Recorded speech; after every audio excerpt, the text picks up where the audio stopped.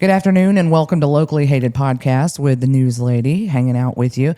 I got Brandon Lyons with me and Greg Lord. And today I have a special guest, the illustrious Rick Barnickel. I can't draw. You can.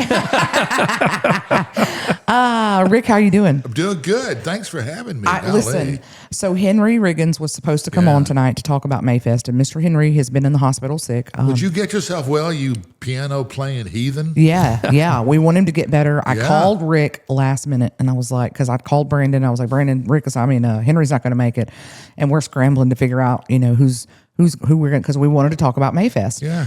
And I was like, I'll call Rick. And it's funny you called because the day before you called, I had sat down and gone through all the bands and learned who, what, when, where, and why about them.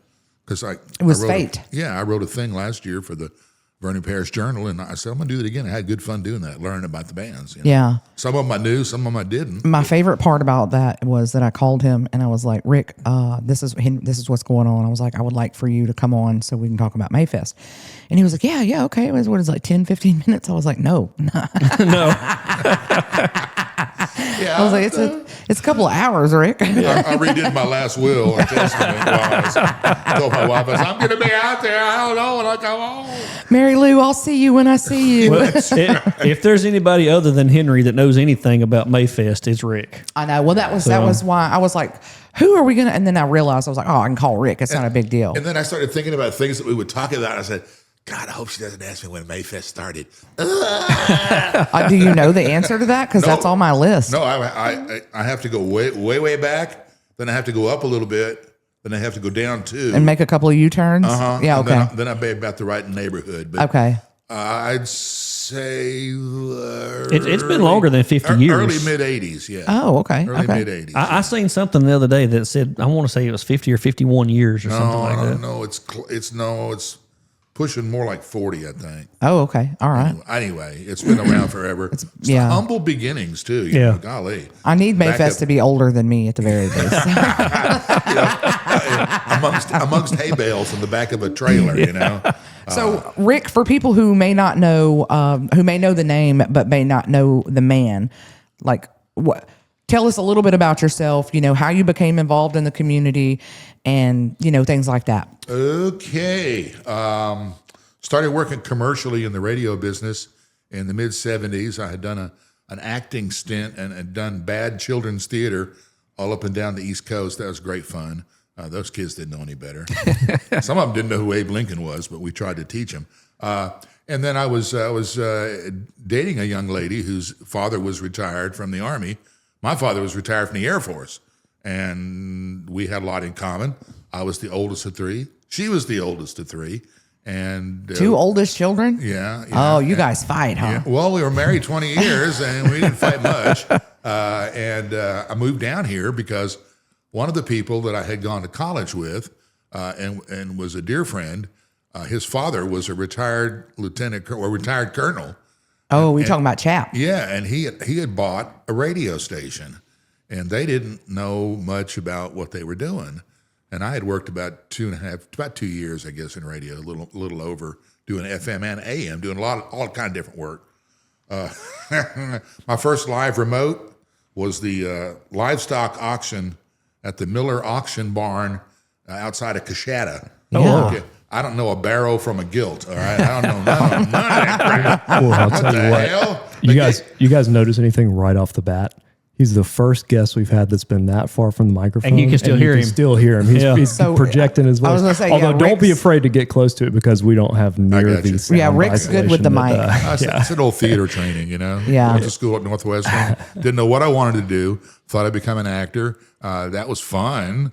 And then I went on the road and did it for a living, which was fun, but it wasn't very rewarding. So I got into radio, and I ended up down here, and we were out on the old Alexandria you saw the Highway. beginnings of I joined them about a year in. It wasn't 105.7 then. No, it was 105.5. Yes. And it was a Christian radio station. Really? Yes. Well, actually, it was more like elevator music. Oh, that's right. That's right. I forgot about that. Well, I'm certainly glad that got changed. With a heavy Southern Baptist gospel overtone.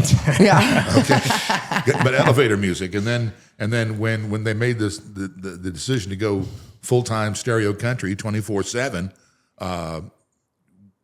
we actually had a sub-channel where you could still buy elevator music from us and pump it into your business. And that was the boss, the old boss. Yeah, chap. Anyway, but that's how it started, and that little building and tower are still intact.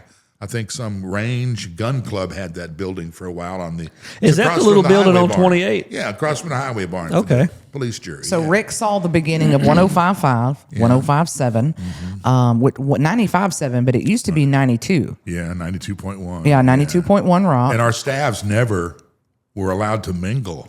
That's correct. We had segregated staffs. That's correct. Keep them country boys away from them rockers over there, you know. And then 106.7, he got to see that one come in too, which is a hit station. I would get aggravated when I worked at 105.7 because every now and then I would hear "Let It Go," the Elsa song, and I'd be like, "Why are we playing this? Why are we playing this on 105 on 106.7?" You know, when you mentioned KUMX, that was kind of fun. That was a real coup. We had an arrangement, I think a news arrangement, to pick up national news from ABC, and they just happened to have this guy named Tom Joyner, and Tom Joyner's the #1 black talk show host in America, and he's listened to by millions of people every day. And to get Tom Joyner on a regular contract is beaucoup money, and we attached him and got him for like pennies on the dollar, and we were able to broadcast that. And one of the things that those guys did was they did a Black History Month, and they invited their stations, their affiliates, to call in. So I wanted to call in one day, and I started talking to them about the Arna Bontemps Museum in Alexandria, which represented at the time the best in Harlem Renaissance art and culture. And they were like really blown away that I knew anything about that. Well, I got the promo in my hand. I will give it to you. Growing up, hearing you on the radio, and then being at the radio with you because I worked there before I was a news lady. I was the worst salesperson they ever had. Rick's like, no, we're worse. I just wasn't, I'm not a very good salesperson.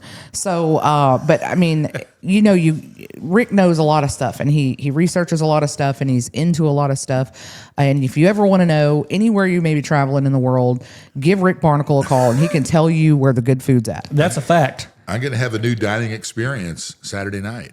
Where at? In Shreveport at a new place called the Heron. Out on off the Southern Loop as you come in on I-49. It's a whole lot of development there. My wife keeps going, "What's over there? What's over there?"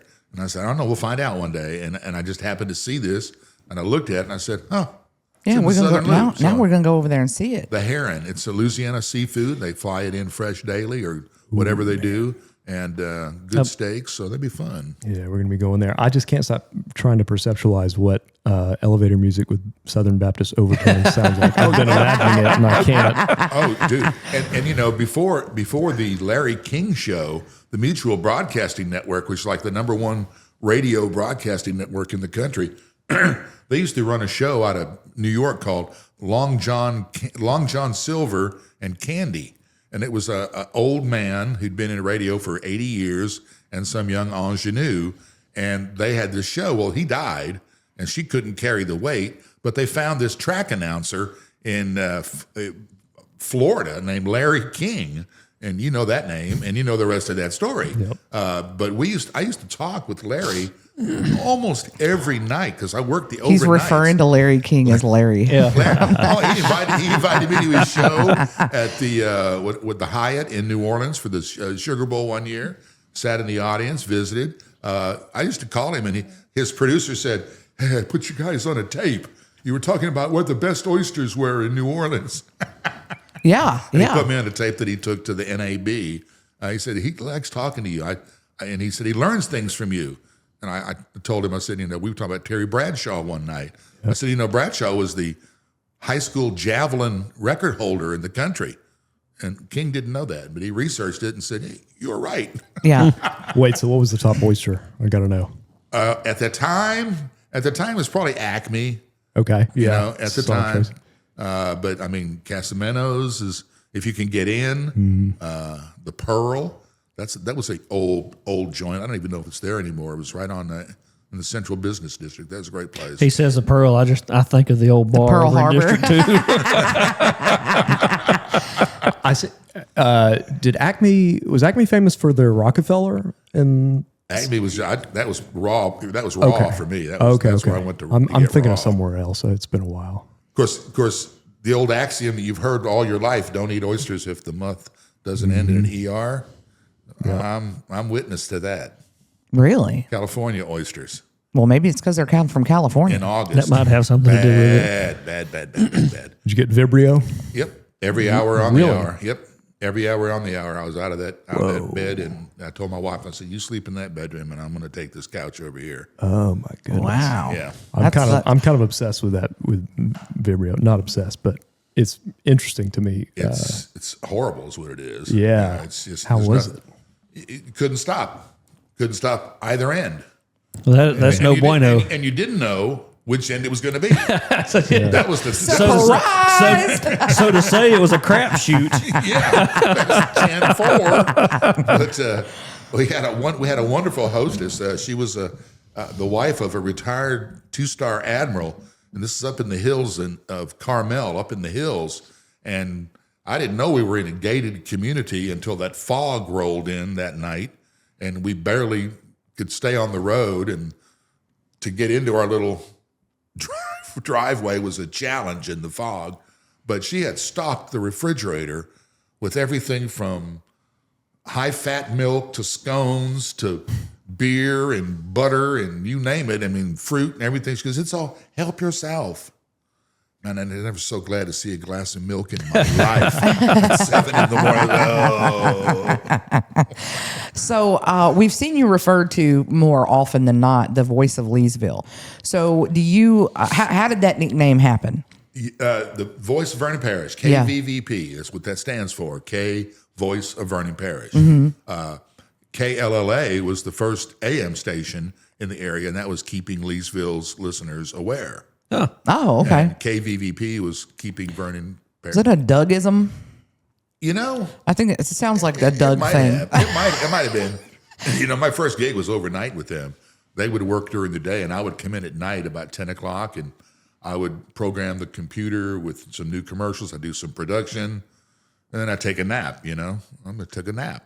I had a little alarm clock and a Japanese futon, and then one morning when it was raining and I really was enjoying that nap, I was awakened by the sound of nothing but scorpions all around my little Japanese futon. They had come clambering out of the woods, and I was like, "That'll be the last time I take a nap in the studio again." Hey, I'm talking a lot of scorpions. Oh, that was the old studio. The old studio. Yeah. So I was just to say, I've slept many a time in the new studio. Well, when Rita came through, we were on a different set of electric than everybody in that area, and we flipped coins to see who would go spend the night at the radio station. I stayed I stayed a lot during the wildfires, and then I stayed.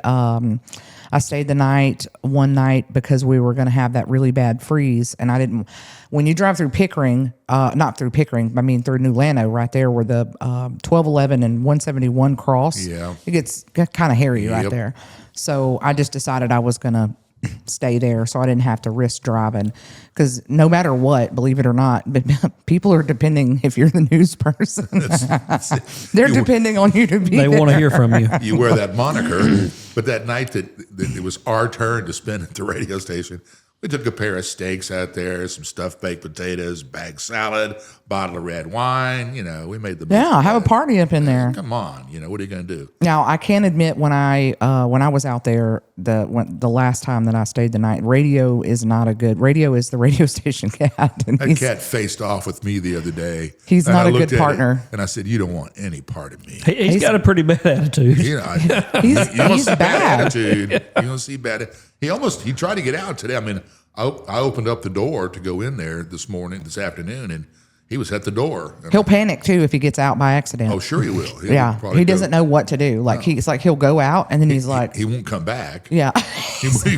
She just sit there frozen. Well, and that's the Freaky thing cat. is when so radio is at the radio station because of me. I just, I felt like Al was always So on. she finally admits it. Oh, he's there because of me. Yeah. Well, Al was always talking about, you got to do this for the animal shelter, and I loved doing, promoting the animal shelter. And then I was like, Al, because you get irritated sometimes. I'm like, Al, if you want me to do so much with the animal shelter, let me adopt a cat. I was like, there's no reason we can't have a cat here. Yeah. But at the station, which called itself the Big Dog. The big dog. That's right. Well, so he sends me down there to get this cat. And well, first of all, it wasn't like an overnight thing. It's a gray mouser, y'all. Yeah, it is. He is. But first of all, he dadded me. He fathered me. He was like, you have to feed it, and you have to, I was like, Al, I'm 36 years old. I'm like, I know how to take care of a cat. So he said no. Well, then I posted on the internet, and I was like, the radio station owner won't let me have it. The news lady have a cat. It went all over the United States. There was people in Minnesota sharing that. They were like, please help the radio station get a cat, blah, blah, blah.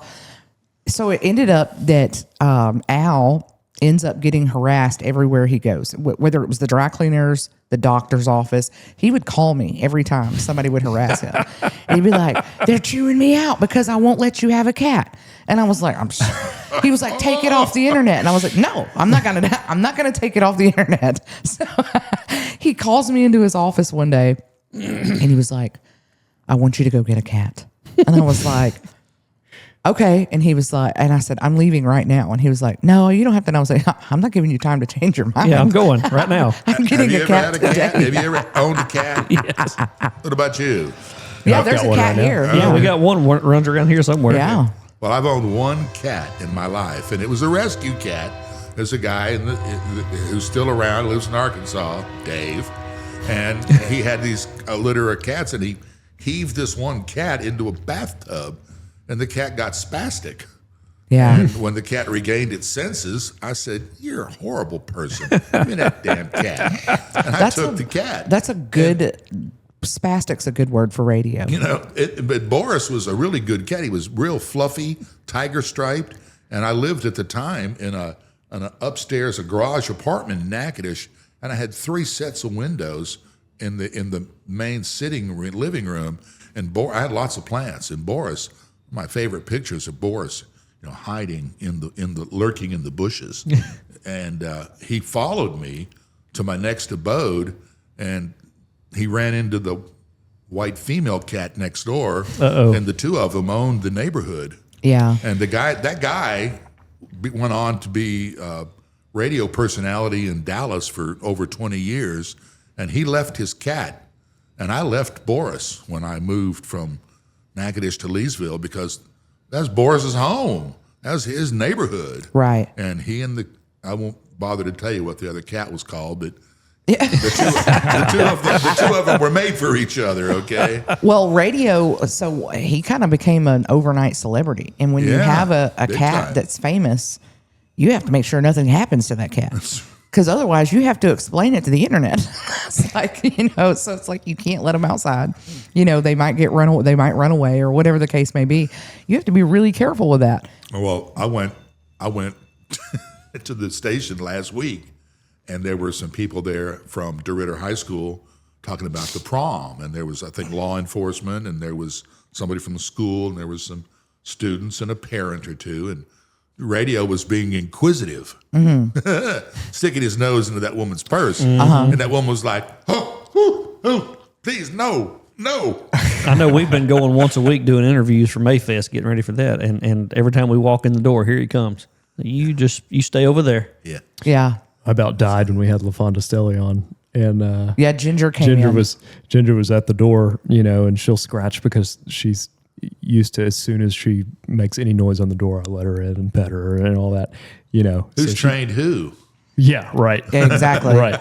And so Jessica gets up and goes and lets her in, and I'm like, oh boy.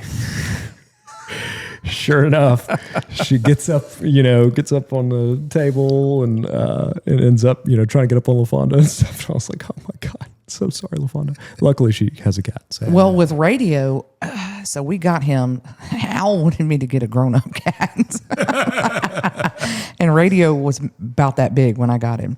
I mean, he was maybe 6 to 8 weeks old. And he was the most wired thing you've ever seen. And he looked bizarre. He had like patches of hair that had been missing because he was found almost dead on the side of the road. He looked pretty healthy to me today. Well, he's healthy. He's healthy. He's healthy now, but like when we got him, he had been through it in his first little, 6 weeks of life. When's the last time he had a nail job? Well, Marcus does that usually about once a week. They go in and trim his nails. He hates it the whole time. I'm sure. But he, I brought him in, and Al was just like, this cat's bad, and I was just like, Al, he's a little baby cat, he's a little kitten. You got to be patient with him, and he really was really bad. And eventually we noticed, Jessica, he still is. well, in the beginning, you would have had to have been there with him. He was, just like he had been electrocuted on fire all day long. And you didn't take him when you left. Well, no, Al, that was Al said, this is the radio station cat. Okay. So that was the agreement when I got him. So, now I do still have a key. I go visit Radio quite often. But matter of fact, I'll be there in the morning, but, he, With a kolache. we noticed he wasn't sleeping, and cats are supposed to sleep a lot. That's right. Well, he had never been around other cats. So we had to teach him how to nap. Was he just a natural born crackhead? Like, what was- Literally, it was just constantly like we were just like, what is going on with this cat? He would never sleep.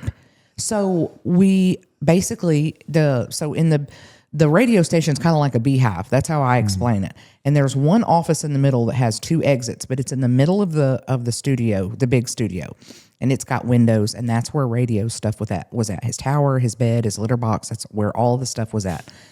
So we ended up instituting nap time multiple times a day until he figured out. The whole staff went in and laid a mat down and curled up and went fetal and said, "Look, Radio, look." What we did is we turned off all the lights in that room. Sensory deprivation. There you go, yeah. We would make him have a low stimulation hour, but and then be like, it's your nap time. Well, eventually he just started going in there at nap time himself. Well, it hasn't helped his demeanor any. You don't talk about him like that. That's kind of like what the junior league is doing for Touch a Truck in May. They have an hour of quiet time built into their program. Yes, for they the do. day. They do. Give everybody a chance to get something to eat. A low stimuli time. hourly labor at its finest, huh? Yeah. I'm just kidding. So, what is you've been the voice of Leesville, the voice of Vernon Parish for a long time, and I know that it's kind of a weird thing because people still today will recognize my voice. Yes. And they're just like, "Where do I know you from?" Yep. And okay, so where is the most random place you've ever been recognized from? Grocery store checkout line. Same. When I say something to the cashier, Yeah. I get that side eye. Well, because it's weird. Jessica will do that to you too, but it's only because she's pretending to be deaf, so she ain't got to talk to you. He's going to just bust me out. He's going to bust me out about this.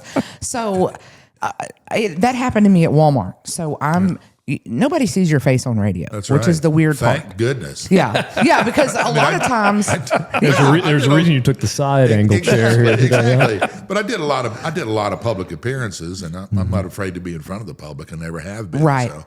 That was the same for me, but on the whole, most people recognize you because you're on the radio. I'm in Walmart one day, and this is right after Christmas, and I think I've told this before. I was shopping, and some guy I didn't know, which I'm thankful for people that listened to me when I was doing news, and he was like, "Hey, Jessica, how are you?" I was like, "Oh, I'm good. How are you?" Which is not unusual when you do radio, and he was like, "Hey, when's your birthday?"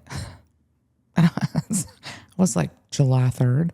And he was like, I just remember you talking on the radio one time and saying that sometimes you forget your birthday because nobody ever asks you your own birthday, And I was like, oh, yeah. I didn't remember even saying that. Yeah. But he remembered that. And he's like, I always told myself if I ever met you, I would ask you what your birthday was. And I was like, that's just such a weird encounter. I've only ever had Oh no, you had a stalker. I did have a Red stalker. flag for the IT guy. I did. I had a stalker. I wasn't in radio nearly as long as either one of you two, but I worked at KJ for a little while right out of high school, and there was this one girl that would call. I forget the It was a hours. girl. It was a girl. Yeah, of course it would be. She would call every night at the same time, and I'd answer the phone and I'd talk to her. And all right, I got to get back on the air. Let me go. And hang up. 15, 20 minutes later, she'd call back every night that I worked. Well, Yeah, because she knew when he was on air. Yeah.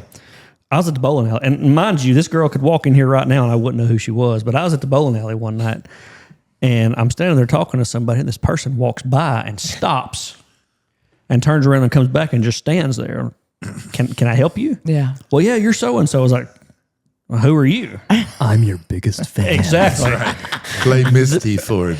Oh no, not Misty. That creeped me the hell out. Yeah, it does. Well, and it's like, do you embrace the legendary title or does it make you uncomfortable? It was a job. Yeah. I just interviewed a bunch of generals and So how long did you hook up with her for after that? Or? exactly Remember that word that we said just a little while ago? one night honeymoon. No. Remember the person that you and I were talking about earlier? He worked at Kiel in Shreveport, 710, big AM monster. And he got a phone call one day, and this girl said, "Hey, would you like to come over and, drink a beer?"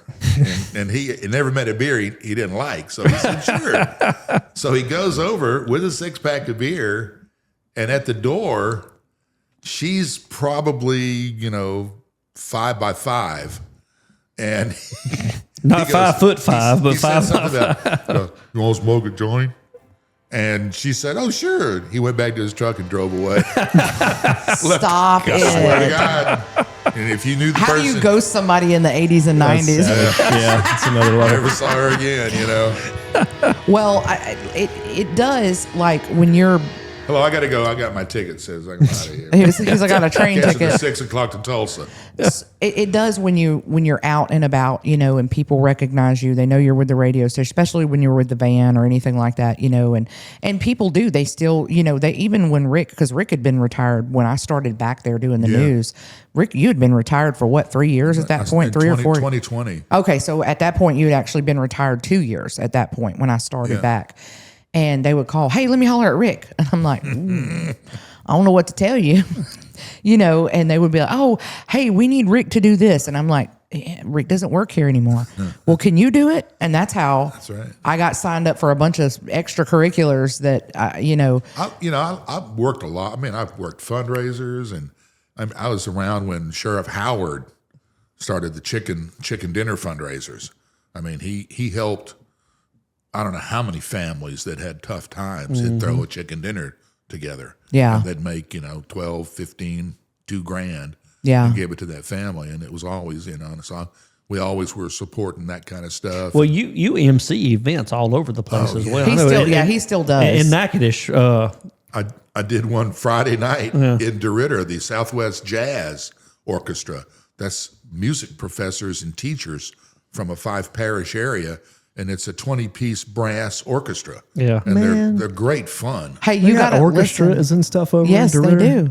We have one here. Well, we have a community orchestra, Yeah, which is a whole lot different. This is like going to watching Glenn Miller's band play. Yeah. There's 6 saxophones, 5 trombones, Listen, and 5 trumpets. You two need to exchange numbers before we leave because Rick always knows the kind of stuff that y'all would like to enjoy. Greg's gonna pull his bassoon out and get ready to. No, I'm not You have a musically bassoon? talented. No, I'm not musically I don't even know what a talented at damn all. bassoon is. Me neither. Isn't that funny? I can't play chopsticks, man, but I spent 50 years playing music. Yeah. But I cannot play chopsticks musically. I have no talent. Well, now I'm an audiophile. Like I love speakers and hi-fi. Do you remember? I bet you don't. But ask your pop if he remembers Savard speakers out of Baton Rouge. Savard out of Baton Rouge? Savard, Savard. They used to have a little shop on Chime Street right next to the campus, and we would go in there after a couple of beers at Horny Harriet's, and would go in there and listen to their speakers. That was great fun. But So- those were made in Baton Rouge. Did you ever do Jazz Fest? In Natchitoches? Yeah. I have for the last couple of years. They have 3 stages, and I worked one of the alternate stages. Nice. Yeah, it's He was up there last year. I come and visited with you and your wife. and that's really I didn't have any reason to be there. I wasn't feeling good. Yeah. And we decided not to stay, just go up because normally we'd go up and stay and eat some pizza, do something fun. But I wasn't real tickled about doing it last year. But at the last minute, the weather was good and I felt good. So, Well, I don't know how long you stayed there last year. That was when Gretchen Wilson was headlining, wasn't it? I split. Let me tell you something. After you left and that sun started going down, It got cold. Sun, did it get cold? It got because I remember texting. He was texting. It's freezing. I'm freezing to death. She done about 3 songs and she shut the show down and left because it was cold and raining. That's funny. I was just talking about her the other day about when she first came out. We were doing a live broadcast in DeRidder, and we had 10 promotion copies of her debut CD. I just told somebody the other day that story that they went like boom, boom, boom. Yeah. I'll take one of those. I'll take one of those. She was pretty hot when she came out, and she's kind of gotten into this groove. And she doesn't put out hit records, but everybody likes her, and she shows up in the weirdest places. Well, she's one of us. She's just, she Do you know how still to gets, drive ATV? yeah, she still gets drunk and does dumb stuff in the hotel rooms, and gets arrested and ends up on TMZ. And, she's just a regular, it's just like, hey, yeah, somebody like Gretchen Wilson. Yeah. There's 100 Gretchen Wilsons here. Yeah. And And we probably know all 100 of them. yeah, she's not so far removed from the public that she can't have a good drunk. Yeah. Did Did you know that Eddie Murphy and Martin Lawrence share a grandchild now? Really? I did, yeah. Yes. Eddie's stepson married Martin's daughter, and they now have two of the Imagine being in that family. Yeah, no doubt. And not having a sense of humor. Yeah. So, Rick, I do have a question. Okay. Go ahead and take you a swig. I know you've been talking. So, out of What are we swigging? Sweet tea. Uh-huh. Sweet tea. Okay. all your career, I know you've done some really good radio interviews, in-person interviews. What would you say was like the top three? Top three interviews? Yeah. Like who would have been your favorite, or like I had one where I was like starstruck. Okay. Okay. So my favorite in studio was Marty Stewart, who's a member of the Country Music Hall of Fame. Yeah. And he's got the beautiful hair. Yeah, and the glittery clothes. It's gray. Fantastic musician. What? You just ate a big spoonful of understatement there. Yes, I did. When he was 13 years old, we actually had albums at the radio station with him playing with Buddy Spiker and the Cardinals. Who?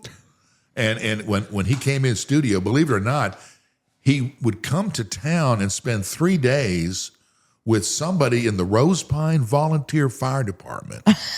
And they would go to Pineville and they went to some cabin and they wrote music. I swear to God, he did this for 2 years. And the second year he was here, I shagged him up in the studio and he came in and he spent an hour with me on the diner at noon. And I let him pick out the music and we talked, and I showed him that album. He like to died. He was just a kid. yeah, there's still a picture up there with his autograph on it. Yeah. And so I said, okay, here's the number one question. Number one question that everybody wants to know about you. How do you get that hair that way? And I swear to God, he said, Aquanet, 99 cents a can at Walmart. That's And it exactly probably right. takes 2 or 3 cans to get it puffy like you And got. now he's gray, and he's one of the elder statesmen in country music. Yeah. And he married old Connie Smith, who was a little older than he, but they've been good for each other and good for country music. Yeah. I'd like to see him perform. It'd be a good bucket list thing. I think he pretty well just hangs out at the Opry now. I started looking at Vince Gill's Christmas 2 weeks at the Opry. You can't get a daggum ticket. You forget about it. Yeah. Yeah, he's on my list. Forget about it. Vince Gill's on my list. I'd like to catch him with the Eagles. That'd be fun.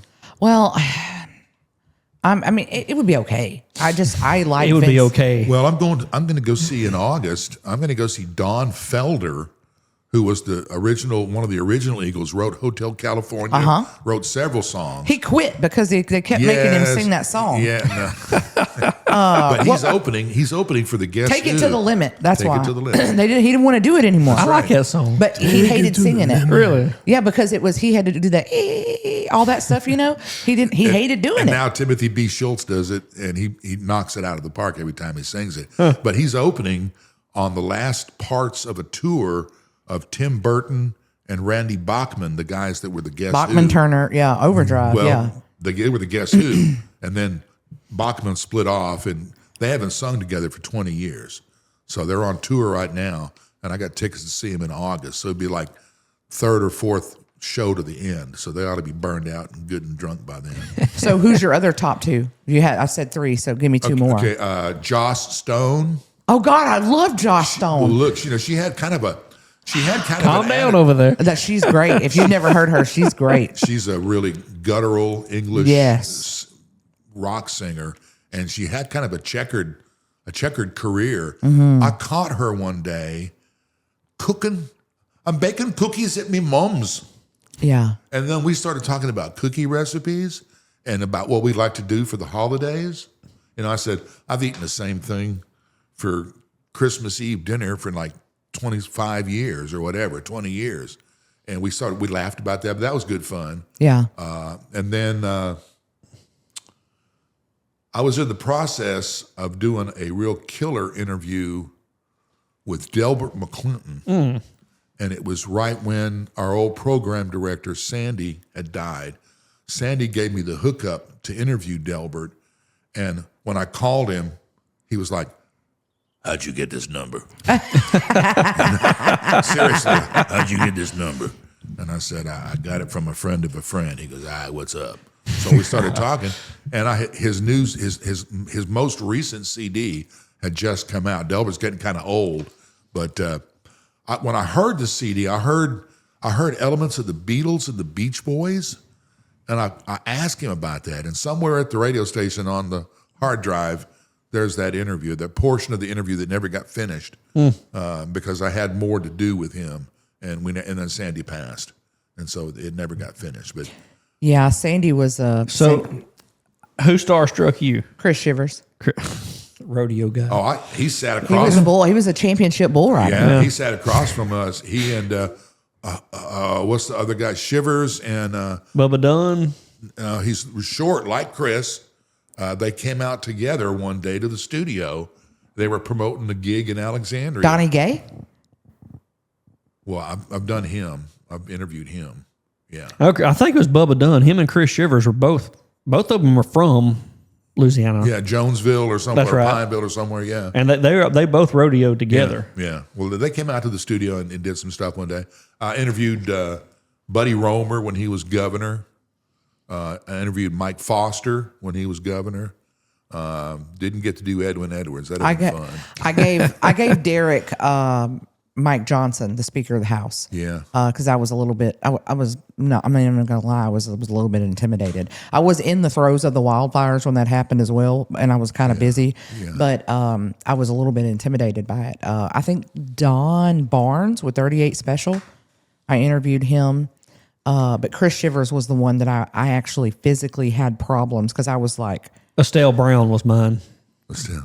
I love her. She's awesome. I saw her. CeCe Winans, the great gospel yeah. artist.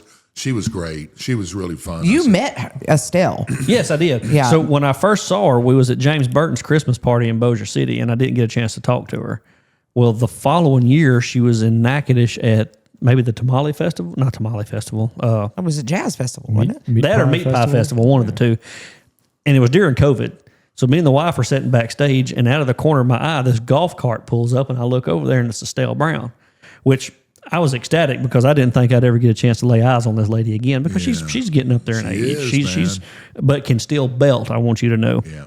Well, anyway, I'm going on and on and on about Estelle Brown, and finally the wife tells me, just shut up and go over there and talk to her. I'm tired of hearing about it. That sounds exactly like something Cherish would She say. absolutely did. So I said, all right. So I get up and I walk over there, and mind you, like I said, it's during COVID, so she's got all these handlers around her, and this one dude standing beside the golf cart was, like you said, 5'5". He was a big dude. Mm-hmm. I was scared of him. And so one of you the- go up to her and say, "I'm your biggest fan." Well, I didn't quite do that, but I formulated a plan as I'm walking up there to her. She was sitting in the passenger side of this golf cart.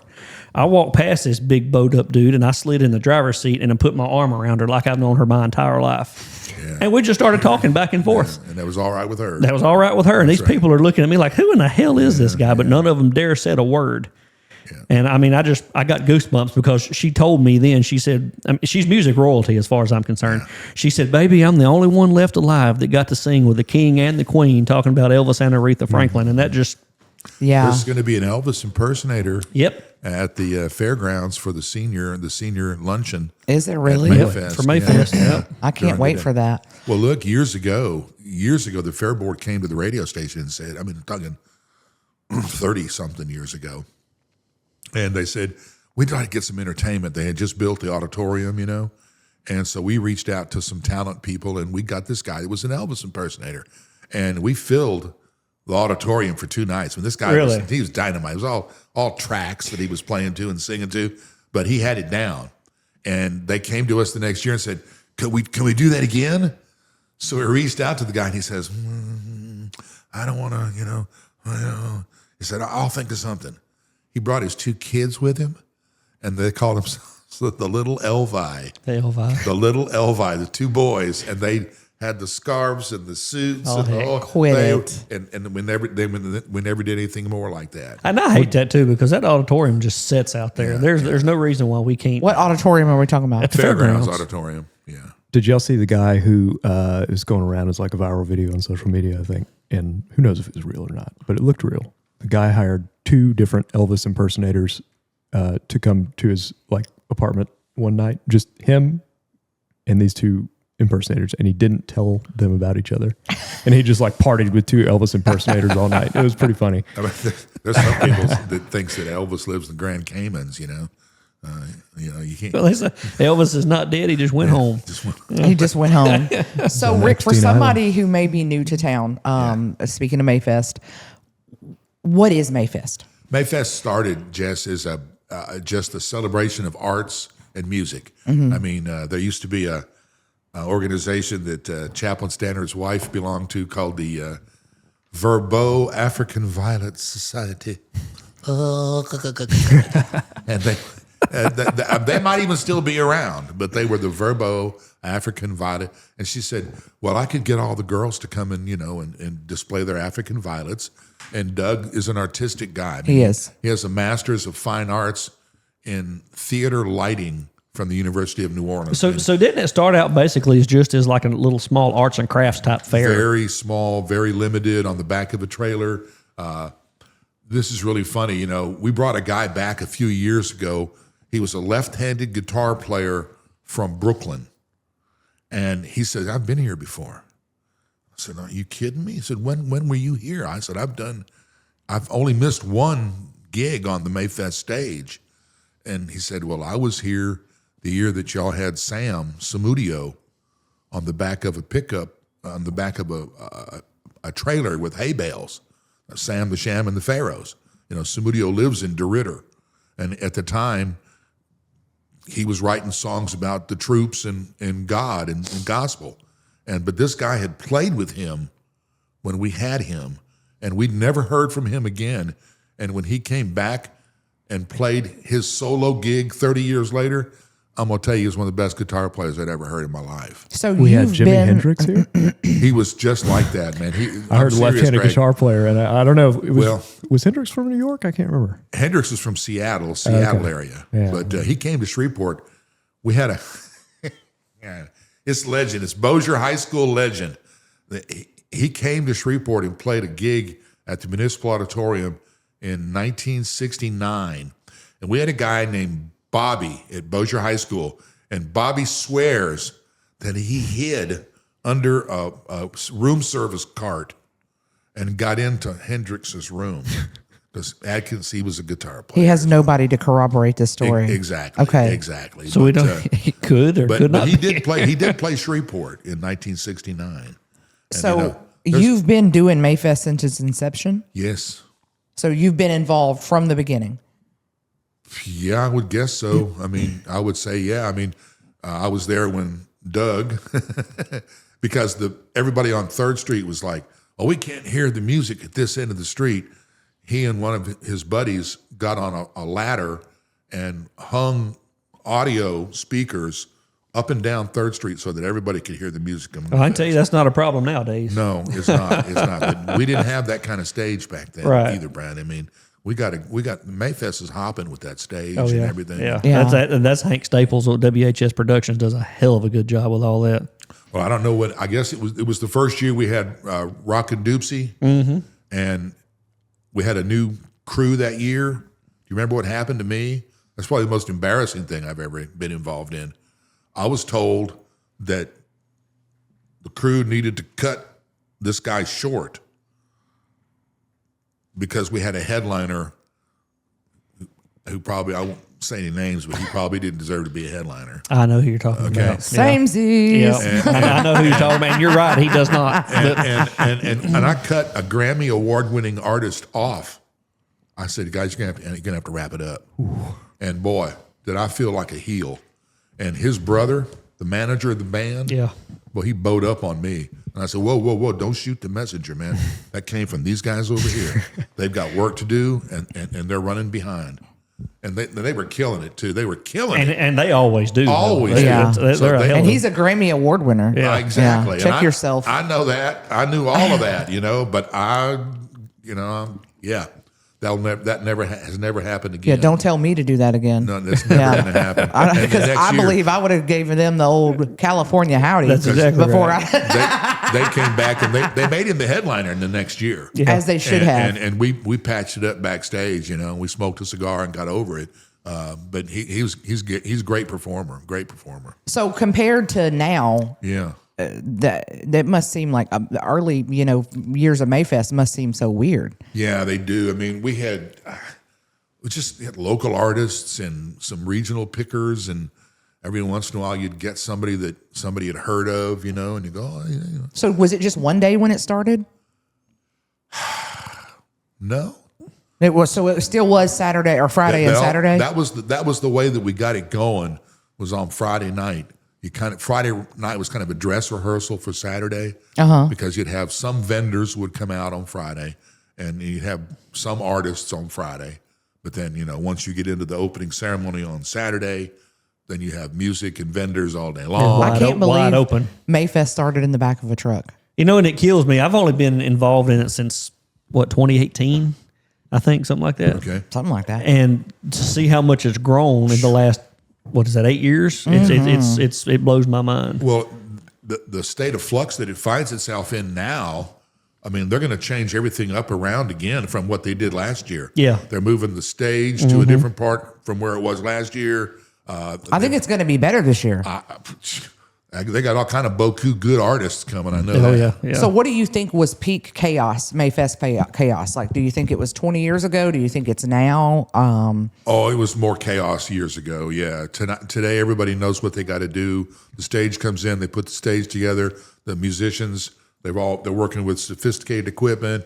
They can tune. I mean, I can remember we had a David Brown, the guy that rode riding in somebody's Cadillac. You remember that song? It was about a guy that had been killed in Vietnam, and he owned his truck riding in a Camaro or something. He was a really good son. His name was David Brown. David Brown wasn't a big hit maker back then, but he had a song that everybody knew that we had played. And so when he picked up his band, I said, "Who's your band?" He goes, "You used to introduce him as the No Name Band." So I got the mayor wanted to introduce him. Mayor Allen wanted to introduce him, and I said, "No, here, I'm going to give you the perfect line." And I gave him the perfect line, and he blew it. Yeah. And I said, "Shame on you, shame on you." He's not stage trained. But but the guitar player for that band had a piece of equipment that the techies with the stage were geeking on. They were like, what? Look at that! You got one of these right here. Oh man, do this, do that. And I was like, yeah, he got it going on. And he was too cool. but he had a piece of equipment that allowed him to do something that they had never seen a guitar player do on stage. And they were geeking on it pretty hard. But there's been some really good music lately. We've had my favorite band, I guess, of the last 10, 15 years was John Anderson. I mean, just because I spent so much time on country music, I know him. Yeah, that was a big deal. He was before I got involved in it, and I hate that I missed that. And but you know, he wasn't a member of the Country Music Hall of Fame at the time. He was a member of the Country Music Songwriters Hall of Fame. And I knew and it kind of stuck in his craw that he wasn't in the Hall of Fame. He should have been. He is now. Yeah. But at the time, he wasn't. And he had a great band. They were so friendly, and he's the boss, and he's so laid back. So I got a chance to work the crowd some. And I said, you know, all the years I played country music on the radio in West Central Louisiana, there were 2 songs that stood out. And I said, one of them was by the Oak Ridge Boys. And everybody started singing Elvira. And I said, and the other one was by Swingin' by John Anderson. Sandy said y'all burned up actual records. Like they would have grooves in the actual records, and they would have to swap them out because they would. The song got wore out. I listen. I don't like John Anderson because of that song, and it's not his fault. You just burn out on the song. Yeah, I'm just burnt out on the song. Like if I hear that, I like his other songs, but if I hear that song on the radio, I'm just like, oh my gosh. I think probably the most down to earth headliner that we've had since I've been in has probably been Glenn Templeton. Yeah, he has communed with the powers that be pretty much. He's a pretty easy-going guy, nice guy. Well, I liked when the Kentucky Headhunters came. I got on their bus. I got on their bus and got the advance report on Blackberry Smoke. Oh yeah. That's their kids. Really? Oh, okay. The Kentucky Headhunters, Blackberry Smoke. That's their kids. I did not know that. And so my daddy loves Blackberry Smoke. Well, tell them that's kids of Kentucky Headhunters. I'll be darned. Richie, the long-haired blonde guy. We talked for 30 minutes on the bus, you know, and I was just there to just shoot the breeze with him, and that's all. I wasn't recording or nothing. You know, we just started shooting the breeze, and he walked away. I walked away. It was time to go bring on the next act or whatever, and I heard somebody go, "Who was that guy?" And he go, "I don't know. He sure knew a lot about music." We were just talking about people we knew, you know. It was funny. It was funny. But he was a nice guy, super guy. And he told me, he said, keep an ear out for Blackberry Smoke. And he wasn't wrong. I've got both of their albums, and they're both really dynamite blues rocking albums. We got some good blues rock coming this year. We got a lot of good music coming this year. I'm really excited for Bad Moon Rising. Of course, I'm a CCR fan anyway. Yeah, same. But, so what's something that the public doesn't see that they would be like surprised to know that takes to pull off Mayfest? It takes the stuff that it takes. What do you think the public doesn't see? Geez, just the construction and the put together of the stage, and the fact that you got to tune every band before the acts. You got to make sure that everybody's on the same page. You want to give them a good intro. If they get the crowd going, you want them to you want to pump them up when they're done. And then of course all the individual vendors. I mean, last year there were so many vendors that were just spread out everywhere. Right. And that was my chief bitch last year, was that I didn't have a golf cart to get around. We got you lined out this year, Rick. I heard I got a golf cart this year. They actually put that as the number one priority. Mayfest. We got you. We got They you said, fixed up listen, this year. Mayfest can't happen unless Rick's got a golf cart. No, look, And- let me tell and you, we pulled our resources. They got it pulled off. I personally believe, and I'll take this to my grave, that I'm not going to call his name, but he works for the Vernon Parish Police Jury, was messing with you when he would park that golf cart or buggy or whatever it was, and he would leave and take the key. And I think he was doing that on purpose just to get at you. And it was mission accomplished. Well, I hate the fact that I'm not able to walk great distances anymore. And I wanted to see what was out there. I wanted to be able to say from the stage to the crowd, hey, if you'll go over there back in the corner, there you'll find some of the best wontons in the world. Right. Or this guy over here, like the guy that did the shaved ice. Mm-hmm. I love a cold Coke or a cold Dr. Pepper over shaved ice because it just lasts forever, you know? And I'll tell you something that would be a good idea. I don't know if you'd be able to pull it off or not, but like between artists, when you're doing your thing out there, interview some of the vendors, on the mic. Yeah. I don't know if you'd be able to do that or not. Well, I don't bring think. your tribute of food for the crew on stage. There you go. Yeah. We'll talk to you. Yeah, we'll talk to you. Come on up to the stage, but it does cost you. It's your entry fee for this is some food for Rick Barnickel. whatever it is you're cooking. Yeah. How come you didn't come to the Art of the Eat? Wow, it was good food Saturday night. So, Man, it was good food. my life has been kind of insane. Chaos. The past couple of weeks, about the last month, it's been between softball and track and elections and Yeah. It's been absolute chaos. They're going to have a hard time topping it next year. That was my thought. Well, good. They had more people than I hope ever they have before. to. I hope they have to keep Yeah. going and make it bigger every single year. And I you fi- didn't go? Last year? No, this year Wait, what? to the Art of the Eat. No, I don't even know. I don't know what this is. I've got to start telling. I've got to just start texting you. Yeah, this. I don't know. Okay, so Art of the Eat is this thing that takes place at the art gallery, and they have people come in and cook food from different countries. Oh, Yeah. right And- up my alley. Let's go. Yeah. I really thought you knew about that. I was like, oh, I'm not No. going to tell him about it because it's only $20 Just to assume get I don't in. know about anything going on. Just So assume. I found out a little while ago before you got here. Greg does not listen to the radio, so he does not He know. genuinely doesn't get on Facebook either. No, he so doesn't know any of the goings on around here. I said just- something about Miranda Lambert a little while ago. Who's that? I'm going to have Miranda Lambert. Hey, you talk about a concert now. When Miranda Lambert was nobody, she was hired to do a concert at Fort Polk. Really? At the Command Auditorium, which only holds about 1,000 people. I love early Miranda Lambert. And I love all Miranda Lambert. And look, she came out. Sony. I'm going to be Sony telling Cherish that. She's going to listen. They sent her out with like every top shelf stage light special effect they could find. And it took them an hour to put that stage together for her. And when she got up there, super troopers flipping, people, colored lights everywhere, Mohawk on the guitar player, she was wild. And nobody knew who the heck she was. And now look at her. Yeah. But she put on a kick butt show. But then the guy that wrote the song, I Want to Do Bad Things to You, he was on that night. And he had a weird experience with a 2-year-old that was living with his ex-wife in France.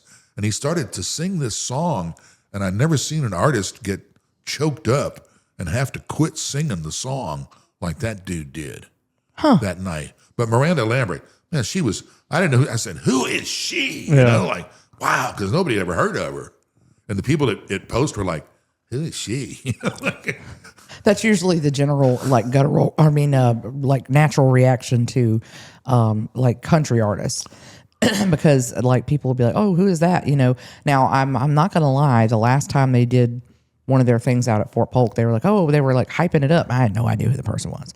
I was like, I must be really out of the loop because I'm pretty into music, and I had no earthly idea who those people were. Now, I can was it? show you my vinyls of 70s Zambian classic rock. Okay, so are you going to come to Mayfest? Yeah. He's coming to Mayfest. Okay, We're we're going gonna- to okay. get Greg backstage with Okay, him I was first. just to Can't say miss we're it. gonna have to take Greg under our wings so he stops missing all the good stuff. Do you have any music? You said you had Zambian rock. Do you have any music by Osibisa, the Nigerian rock band, was heavy on the percussion? I'd have to look. Their album covers are flying elephants with tusks and strange stuff. But I think I may have. Sounds like a an bad old acid album of trip. that. That was pretty much sums up the 70s. no, it was really good percussive music. Okay, I've got some speakers that lend themselves very well to percussive music. I get more into the reproduction of sound in the sound engineering side of it, and so I know when I hear something that I really like, but I don't get as much into the artist side of it. You know what I mean? Yeah. So there's a lot of stuff that I've heard and all a- that, but I can't name who. I bought a pair of. I had speakers they were like from the 70s, and when I bought new speakers, I took those old speakers in and I took them to the shop in Alexandria. So put these on the machine and tell me if they're still viable. And I ended up selling those. They were still perfect, and I ended up selling them to a buddy. And I bought little Clipshorn speakers for the bedroom. And then I had a buddy, a guy Robbie. Robbie sold me 2 big Clipshorn towers from his home stereo that he was refurbishing. So I have more sound than I know what to do with now in a small room. I've got a trailer my- full of sound equipment at the house I'm trying to sell if you know anybody that wants some. That's what I've got in my bedroom. Or the clip. They're like late 80s, early 90s Klipsch Tower speakers. I can't remember the name of them right off my top of my head, but Clean, and then pure. yeah, and then man, I have a pair of Revel Performa F40s, and Revel was a company that man, it was just like this guy who was an incredible engineer, and they were made in 2000. Wow. And back then they retailed for like $3,500, which in today's price is about $6,000. Well, has anybody seen the price of a high-end turntable anymore? Yeah. About 18 grand. Ooh. Yeah. And I found these from a guy on Facebook Marketplace was selling these in Houston, and I bought them off of him for like $725. Steel. And they look brand new, and they're the best I've ever heard. I mean, they're... That's one thing that they always did at the radio station was when they would go to the National Association of Broadcasters in Vegas every year, and they would go see all the newest techniques and tuners and optimods and stuff that would make you sound better as a station. And they would cut a deal, and they say, "Well, look, I'll test this for 6 months, and then you'll let me buy it for half price after I test it."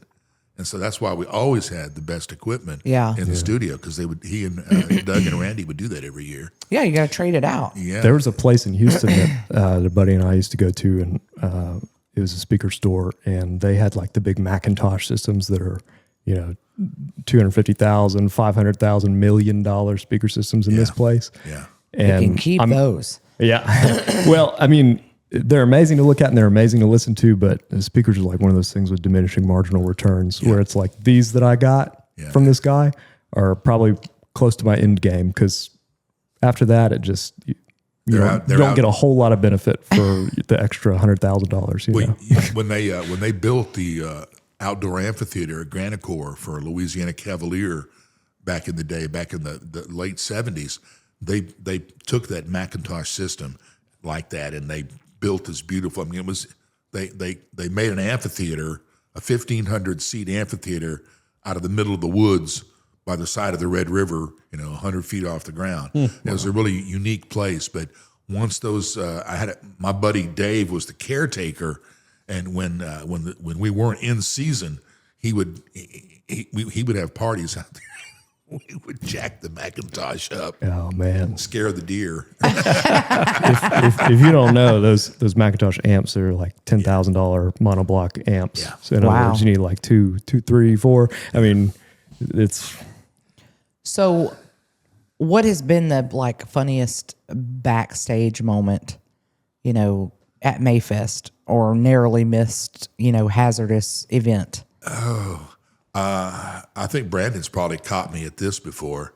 I always like to bring a little squirt gun. Oh, yes, he does. And mess with kids backstage. It ain't just kids, Rick. It's anybody that walks by him. Well, if you're rude, I'll shoot you in the eye. But I like to mess with kids because it's usually a small squirt gun with a high trajectory on it. Yeah. It can drop rain in on them, and they start looking up and wondering. And just stuff. Imagine. Just Silly those just stuff. Rickisms. Yeah, he's sitting back here in his chair, and somebody walk by, and he'll just.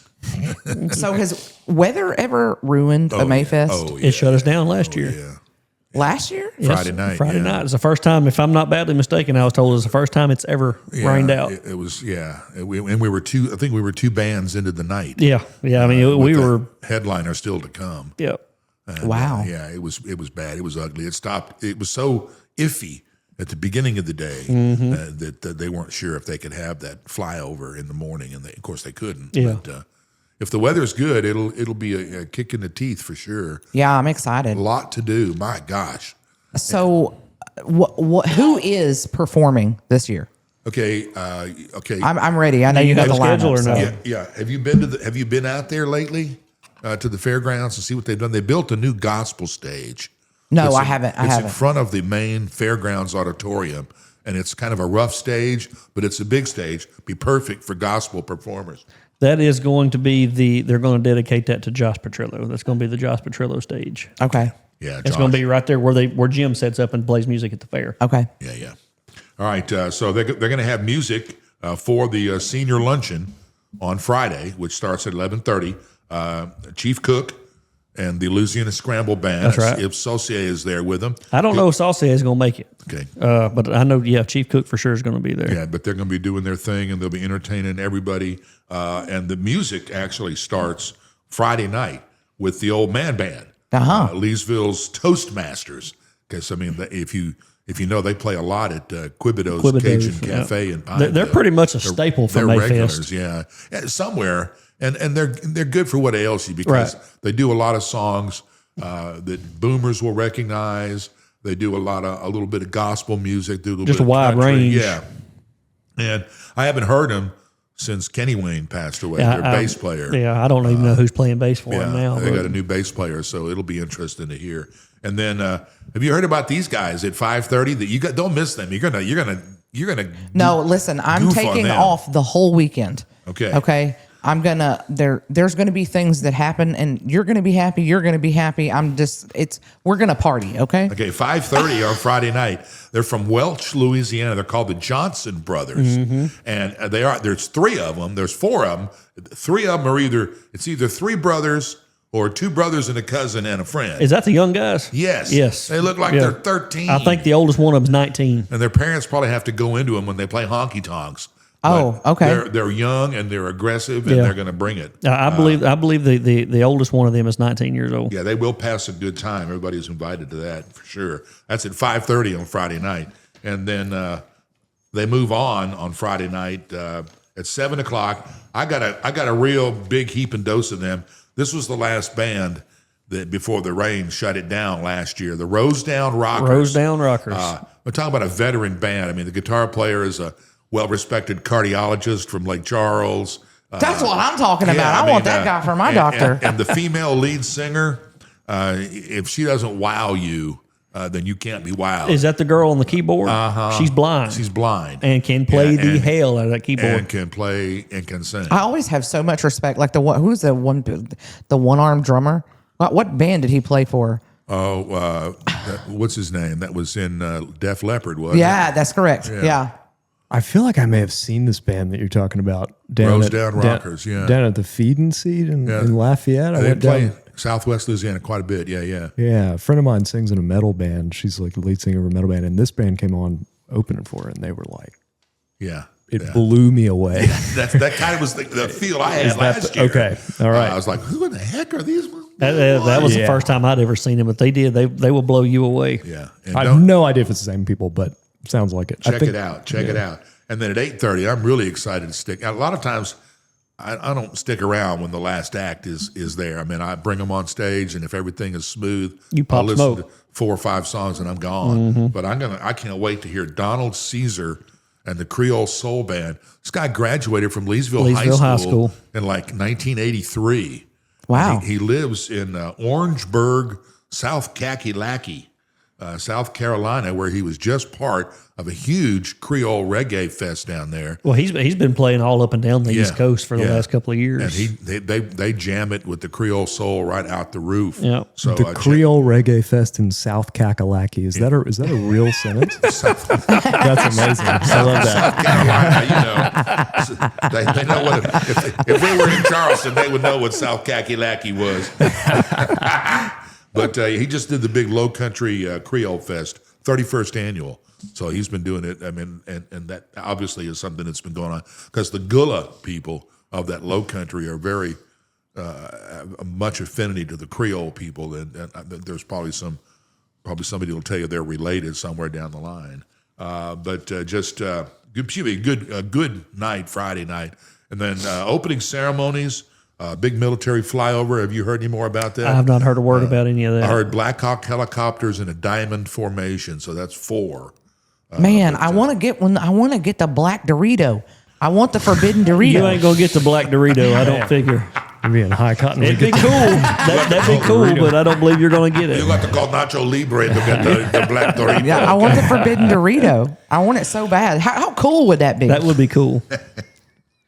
This isn't Iran. They're going to dedicate the Mayfest stage about 10:45 on Saturday, and then the gospel stage, which is in front of the fairgrounds, is going to be full of people. the Amazing Rhythm Disciples. That's our buddy Johnny Earthquake. Yep, and Mr. Henry Reagan and Henry. Yeah, they'll be cutting it up, but they sing a lot of music that is uplifting. They sing some spirituals that I think you'll know, but they'll have a lot of fun, and they're really talented older musicians. Rick missed the opening act. The opening act. yeah. I'll point it out. So Jessica's daughter Paisley is going to be singing the national anthem. National anthem. I know. I got to give her a shout out because I love her a lot. Okay, so when is she supposed to sing that? That's going to be at the opening ceremony. Yeah. At 10 o'clock. And if I'm not badly mistaken, I want to be told that she's going to be doing it Friday and Saturday. Yeah, I think she's doing it the senior luncheon, but I haven't. Normally Friday night, we just kind of pick up the mic and go. Just take off. When the band is ready, do a few Well, I think it's at the senior citizen. Yeah, it's for the seniors' lunch. And then, actually on opening ceremony, I just got to give her a little shout out because she'll have a big appreciative audience when she sings for the seniors. She did last year as well. And at noon on the gospel stage Saturday, Roy Mosby and the Johnson Temple Choir, they will bang out on those drum skins a joyful noise. Trust they me. will. And Mr. Mosby's got an unbelievable voice. Chuck Mars, local singer, songwriter, he's got a gospel group on stage at 1. You can catch him at the Branded for Christ Cowboy Church on Sundays. That's my cousin. And Is it? 2 o'clock, By Faith is going to perform. And then at 3 o'clock, one of the more well-known bands and their groups in the area, Signed, Sealed, and Delivered. Miss Helen Miller and her girls. That's just old school Southern gospel, 3-part harmony female trio. And they're great. They're great. Yeah, they are. And people around here know them and love them because they do so many fundraisers to help people out. 4 o'clock, Pleasant Hill Baptist Church Choir. Reverend Garner's crew will raise a joyful noise. And then at 5 o'clock, I wouldn't want to follow Pleasant Hill, but Anacoco's Pentecostal Church Choir is going to round out the gospel stage. Now, on the main stage, Southwest Louisiana favorites, Michael Maddox Music. He's been doing a lot around here lately. And he kicks the main stage off at 11:30 on Saturday. Then at 1 o'clock, Stereo Drive. If you like hair band music from the 80s. I do. Well, then you are going to eat them up with a big old spoon, sister. And look, don't make the mistake of having lunch and thinking you're going to take a siesta when Stereo Drive hits the stage. You'll not do it. The decibel level will be high. That's the way I like it. I want my Apple Watch to tell me I'm going to go deaf. Look, Stereo Drive has got one of they've got one of the meanest guitar pickers around here. As Zach Early, I mean, he is one of the best guitar players you'll see around here. Now, you may know this, Brandon, because you've been around long enough. But there used to be a guy who had he had a green bass. It was like it's made in Sweden or Finland. And he was playing with the young rock group, I thought, out of Sabine Parish. I have to ask Blake about that guy. But he had long hair, and he jumped around like Flea in the Red Hot Chili Peppers, okay, when he played that bass, thumping that thing.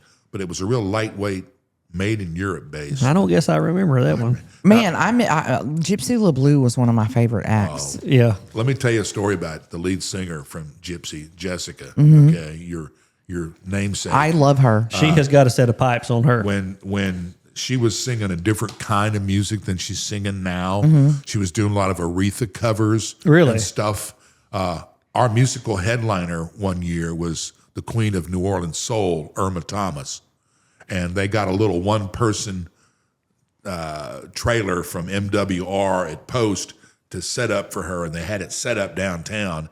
And Irma would come out of her trailer, and when she heard Jessica sing, she set up her lawn chair outside her trailer and crossed her legs. Come on. And sat there and pumped that leg with the tempo, and she had a big grin on her face. Yeah, listening to that she's girl the real. sing. She's the real deal. She is Great pipes, and now she's singing heavy metal and a lot of heavy duty rock. Yeah, her voice can really soar. And Kenny, I mean, he's like the guy. If you needed a guitarist, if you need an org, I have a cousin, and he lives outside of Pittsburgh, and on Sunday, if your church organist doesn't show up, Gary's number is on your speed dial. Yeah. Okay. That's like the guitar player. if you need somebody at the last minute, give him a call. Give him a call. Because he's a jack of all trades Oh, as well. big time, He's got a big big time. sound system and all that. He does sound gigs and everything. So. Yeah, but Kenny and that crew, they're really fun. Mm-hmm. And they're doing good work. They did a big show in Baton Rouge last year, did very well. Yes, in yeah. a Battle of the Bands competition. Then I'm interested to see this guitar slinger. He's out of North Louisiana. His name is Josh Love. The brothers just played at the Ruston Peach Festival. He's also a guitar teacher, a master teacher, and he's a self-described severe music geek. Oh, okay. So I'm listening to hear a little blues riff out of his music as well.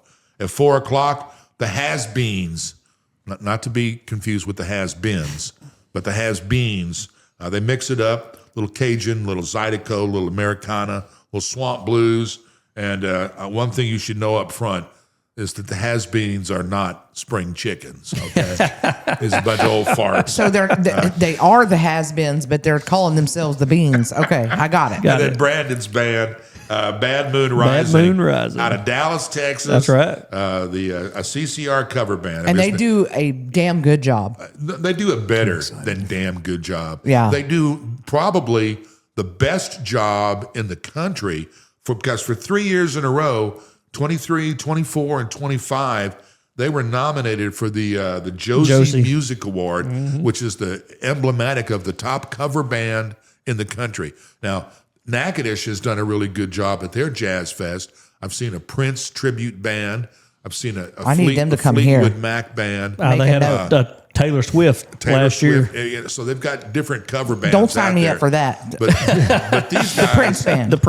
the Prince band was pretty good. I saw them. Listen, if I had to have a list of people that I wanted to see, like anybody from the past, present, future, Elvis, Prince, Michael Jackson. That's the top three. That's a new good Michael list. Jackson movie coming out is supposed to be pretty realistic. That's what my daughter keeps on about. Supposed to be a pretty real deal.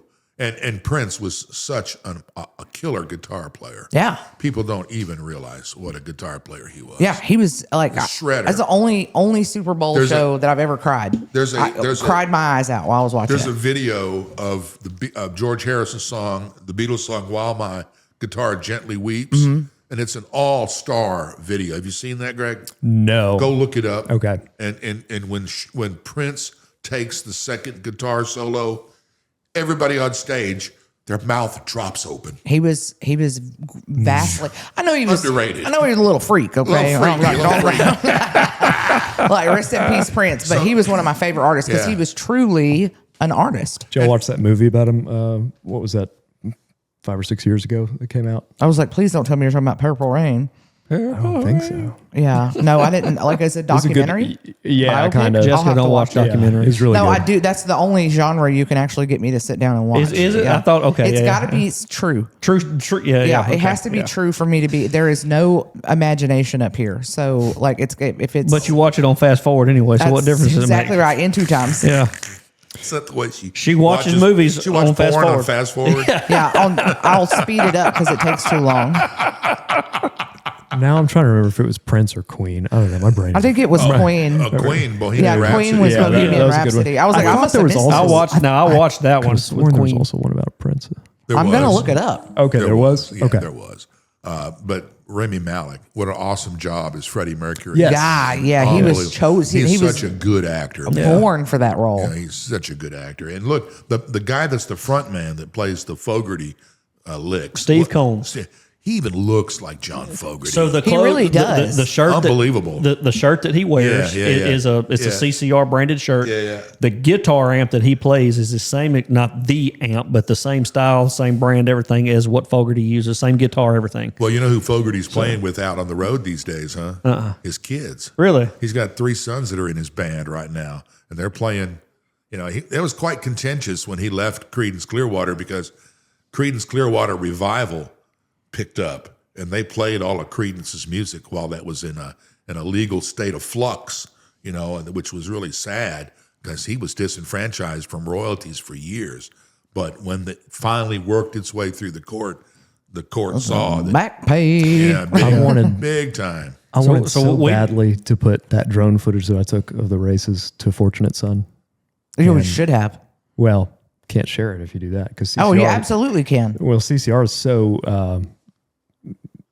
airtight about their copyright stuff. Oh, Like, so they is get it bad as taken Garth down. Brooks? He learned, didn't he? I think they're pretty bad. But sounds like maybe I need to talk to Badman Rising. Well, See if- they'll be here Saturday. Exactly. They'll be here May the 2nd. Yeah, because right, it'll make be some cool them. videos. Right. Yeah, it won't be the actual song. So 5:30. Check them out Saturday. It's coming up in a week from this And Saturday. and they are fired up too. We done an interview with Steve the other day, and he called in and we interviewed him. They were well received when they played here a couple years ago. Oh, absolutely. yeah, we haven't said that. So this starts on Friday, May the 1st, and Saturday, May the 2nd. Right. Okay, thank you. I was wondering. I was like, is this 2 weeks long? No. This will be not. Jazz Fest in New Orleans is. It starts this Sounds weekend. awesome. So this episode will air tomorrow. So that's going to be Thursday, April the 23rd. This very will good. so not this coming weekend, but next weekend. Right. Correct. So And then I'm at stoked. 7 o'clock on the 2nd is a band out of New Orleans called Flow Tribe. Flow Tribe. And I've looked a little at these guys. They've been together for a long time, since like 2004. They're older guys, but they're pretty much hipsters. They're yats. They're all New Orleans guys. They know a lot of different kind of music. And then I imagine they will have the crowd doing a soulful sissy strut before it's all over with, okay? And then I'm anxious to see this guy, okay? Our headliner, Season 7 of The Voice. Team Blake. This guy from Mesquite, Texas, won it all. Craig Wayne Boyd. I remember him. When I first went to look at him and on social media, I found several posts, but no information. And he's since tuned that up a little bit, I Yeah. think. But yeah, interesting to see what he brings to the table. Well, I've watched some of his stuff on YouTube, and I think As long as it's you're not going to be disappointed. As long as it's not Scotty McCreery, we're all cool. I don't like that guy. Well, it's not Scotty Well, McCreary. The Mayfest is free. Free. You're welcome to come out. I understand. Please do come out because this is something we want to continue putting on. And look, it's not just music. We're going to have tons of vendors, all kinds of food, A car show, a free car free show. car show, trap And, shooting, you know, a carnival. I'm not into cars. Are you into cars? No, not really. You're not into cars. You're into stereo music. Stereo I am equipment. also into cars. Are you? Yeah, he is. Well, Rebuilding I'm into everything. people Just that name like it. people that are into cars like to talk about their cars. That's right. Yep. So this is the ticket. You can get a trophy, win a trophy, which every car owner needs to have more than one, and you get a free burger, chips, and a soft drink There you just for go. entering. And there is no cost. Free. To enter. You're right. It's free. It's free. You wait. so you just come and hang out, eat a burger, drink soda, and have Wait, fun. this is a car show where you get paid in food to enter the car show? Yes. All you got to do is contact Gerald Harvey down at Harvey's Auto Salvage across from Pickering High School. Gerald will fix you right up. Greg's incredible. going out there right now to set up. love Probably. that. I need to go finish building my engine before next Finish weekend. building your engine. Yeah. They're going to have trap shooting. They've never had trap shooting before. I was going to ask about that now. I don't know how it's going to work. Where is that going to be? I don't know that either. How are you gonna, when are you going to? How That's old do what you I was have wondering. to be before you can pull a shotgun shell? That's a good question. But they've got a carnival coming in this year. Yeah, it's for small kids. Right. Yeah. It's not a yeah. big ride. No It- Ferris wheels and stuff like that. Right. It's going to be a scaled down version of what we have at the fair. And it's going to be the same company that we had here last year doing the Is carnival. it? Yeah. Okay. Then don't forget Saturday at 7 o'clock. If you Lions Club. You want to carb up, baby. Oh, I'll be there. babe. Lions Club I wait for pancake this breakfast. day every single year. Please don't burn the bacon. I usually miss it because I'm there to like midnight Friday night, and I'm not coming at 7 o'clock And Saturday listen. morning. So I'm usually late for pancakes. No, I'm going look, to be at the pancake breakfast. You can bet on it. Don't get the first pancakes they cook. Okay, make them cook some test pancakes. Yeah, 'cause- get their 'cause technique down first. When you make pancakes at home, that first set stinks. Yeah. I don't know, man. They get what happens now is they get the because they're not on a portable griddle anymore. They're actually at their setup at the concession stand Yeah, at their big grill. home. Yeah. So you get the two Heyman brothers, Robert and David, and then you got the two Brandon brothers, Jesse and Luke. And they're usually tearing it up on the pancakes. And we're not talking about some baby pancakes, okay? No. We're talking about pancakes the size of Brandon Strickland's head. Right. It sounds like whoa. He's going to listen to this, so I know he's going to call me. Those to-go boxes are only that big.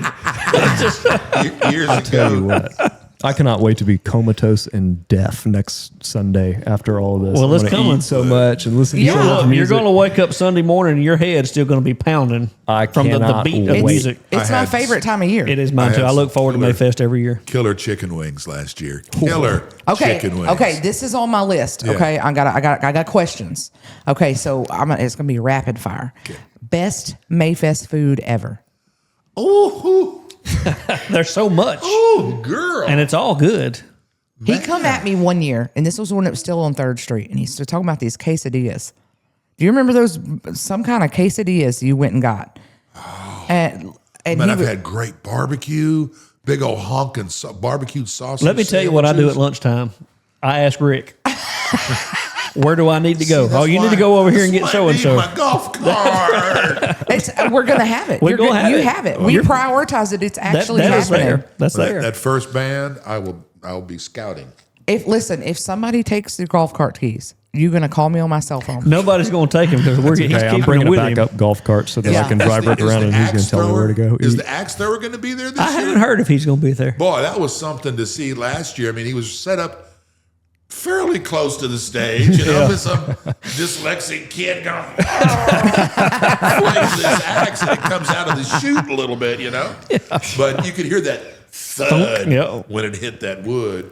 But So, out of all of this, what was your most favorite band or performer out of all of them? oh, wow. There's been John Anderson, just cause Hands down? There was no, not hands down, but because when you see somebody that you know, there's always a song that you want them to play. They don't necessarily. When I went to see Hall and Oates after 40 years of making hits, there was a song that I had to hear for that concert to be complete. Is the third song they played. I was like, yeah. And it wasn't a hit. That was John Anderson. Swinging. When he played, No? I wanted to hear I'm Just an Old Lump of Lump Coal. of coal, yeah. And I'll be Oh, a okay. diamond someday. That's Okay. a great song. So my favorite song by John Seminole Anderson. Wind. It's So- not Seminole Wind. Mine is Seminole Wind. It was. I wish I could have been there. I just always felt like it was super sentimental. That was actually the second time that I had seen him. I had seen him over at the Jasper Lions Rodeo. They used to have Star Night, and every night they'd have a pretty decent country music act that would come in. And at the time, he had a fiddle player from Shreveport and a guitar player from Shreveport that was in his band. And I went over to see him play then, and that was good fun. That's when he was in the middle of his career, though, making big hit records all the time. But yeah, good fun. And look, the real revelation was that guitar player from Brooklyn that came in. Mm-hmm. I don't think he played one song that I knew. I didn't care. God, he was good. Good guitar player. And the fact that I'd heard him play, Wooly Bully with Sam and the Sham. Woolly Bully. Wooly Bully.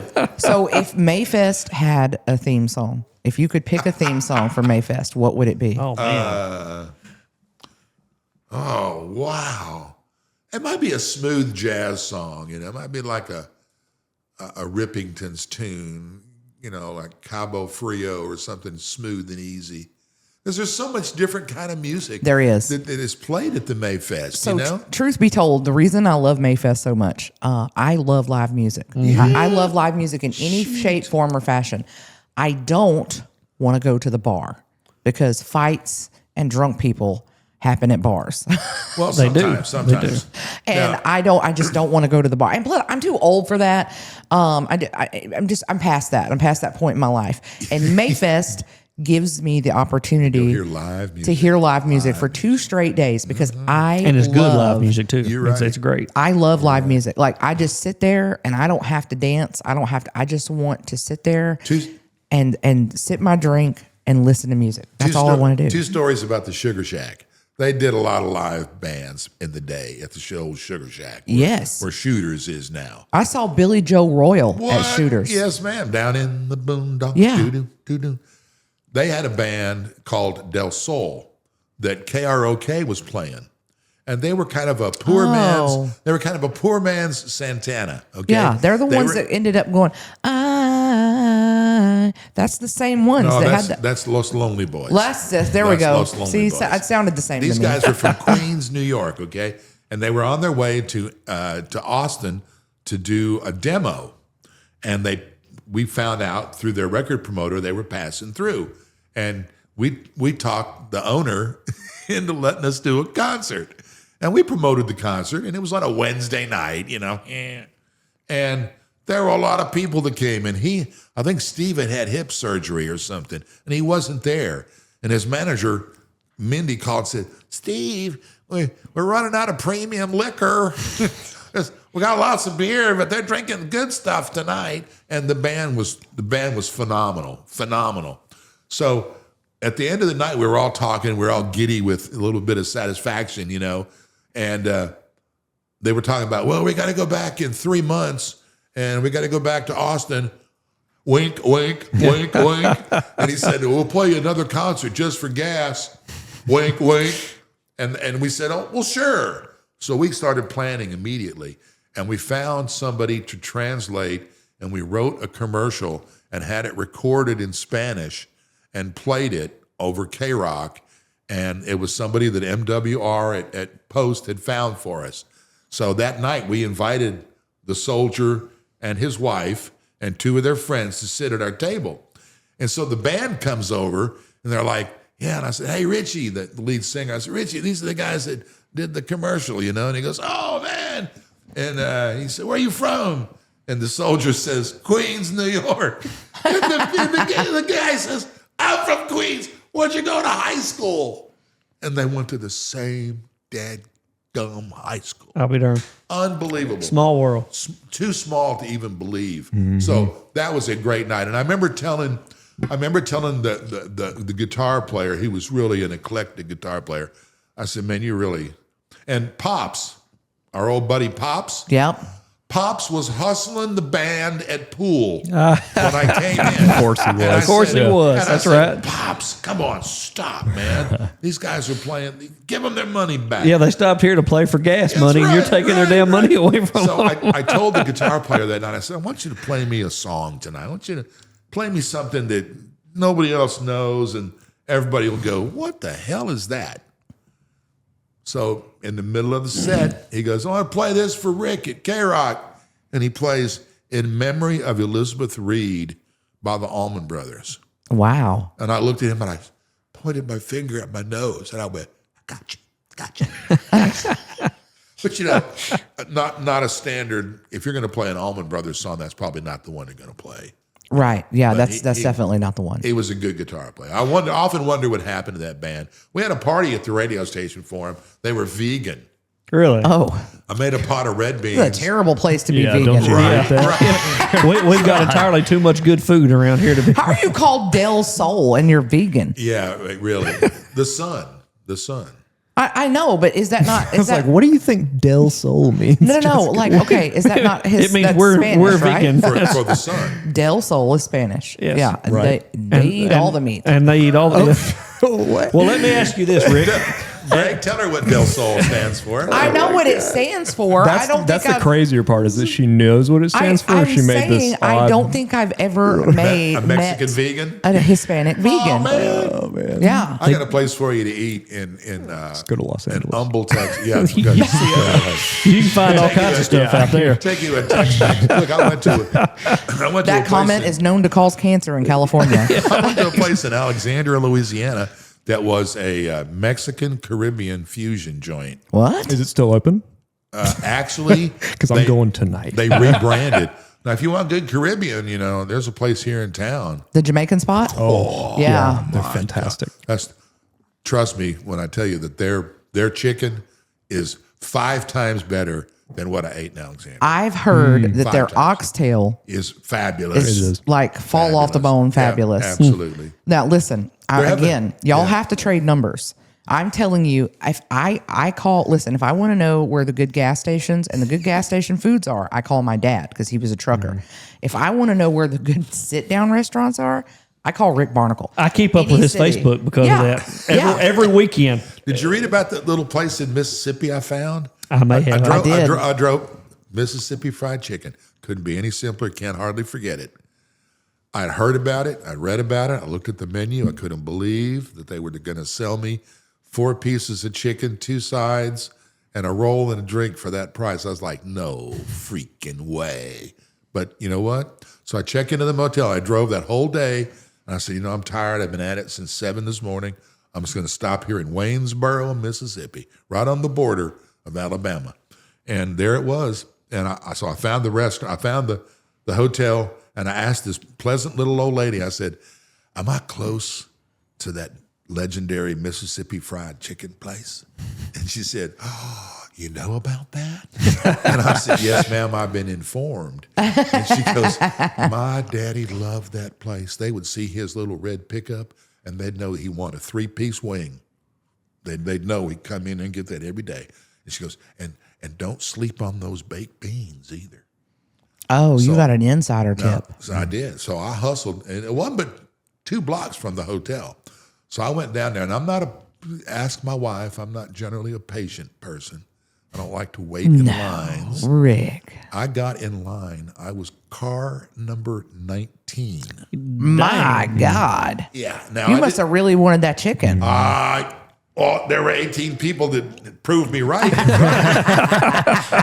But I didn't know that you could call in your order and then go sit in the parking lot, and they would bring it to you. I drive a red tow to pick up. Note it for next time. Yeah. Big time. So I went and I got in line. Do you know how long it took to get 18 cars in front of me? I counted them. It took less than 20 minutes. They was in and out. Eat your heart out, they McDonald's. Banged them out. So I asked about the size of the breasts. Of course you did. Of course I Sounds did. exactly like something you would do. She knew exactly what I was asking about. And she Imagine said, Rick Barnickel rolls up to your drive-thru. What size are your breasts? Sir, the police are on their way. She said they're kind of small today. And I said, well, good, I'll take.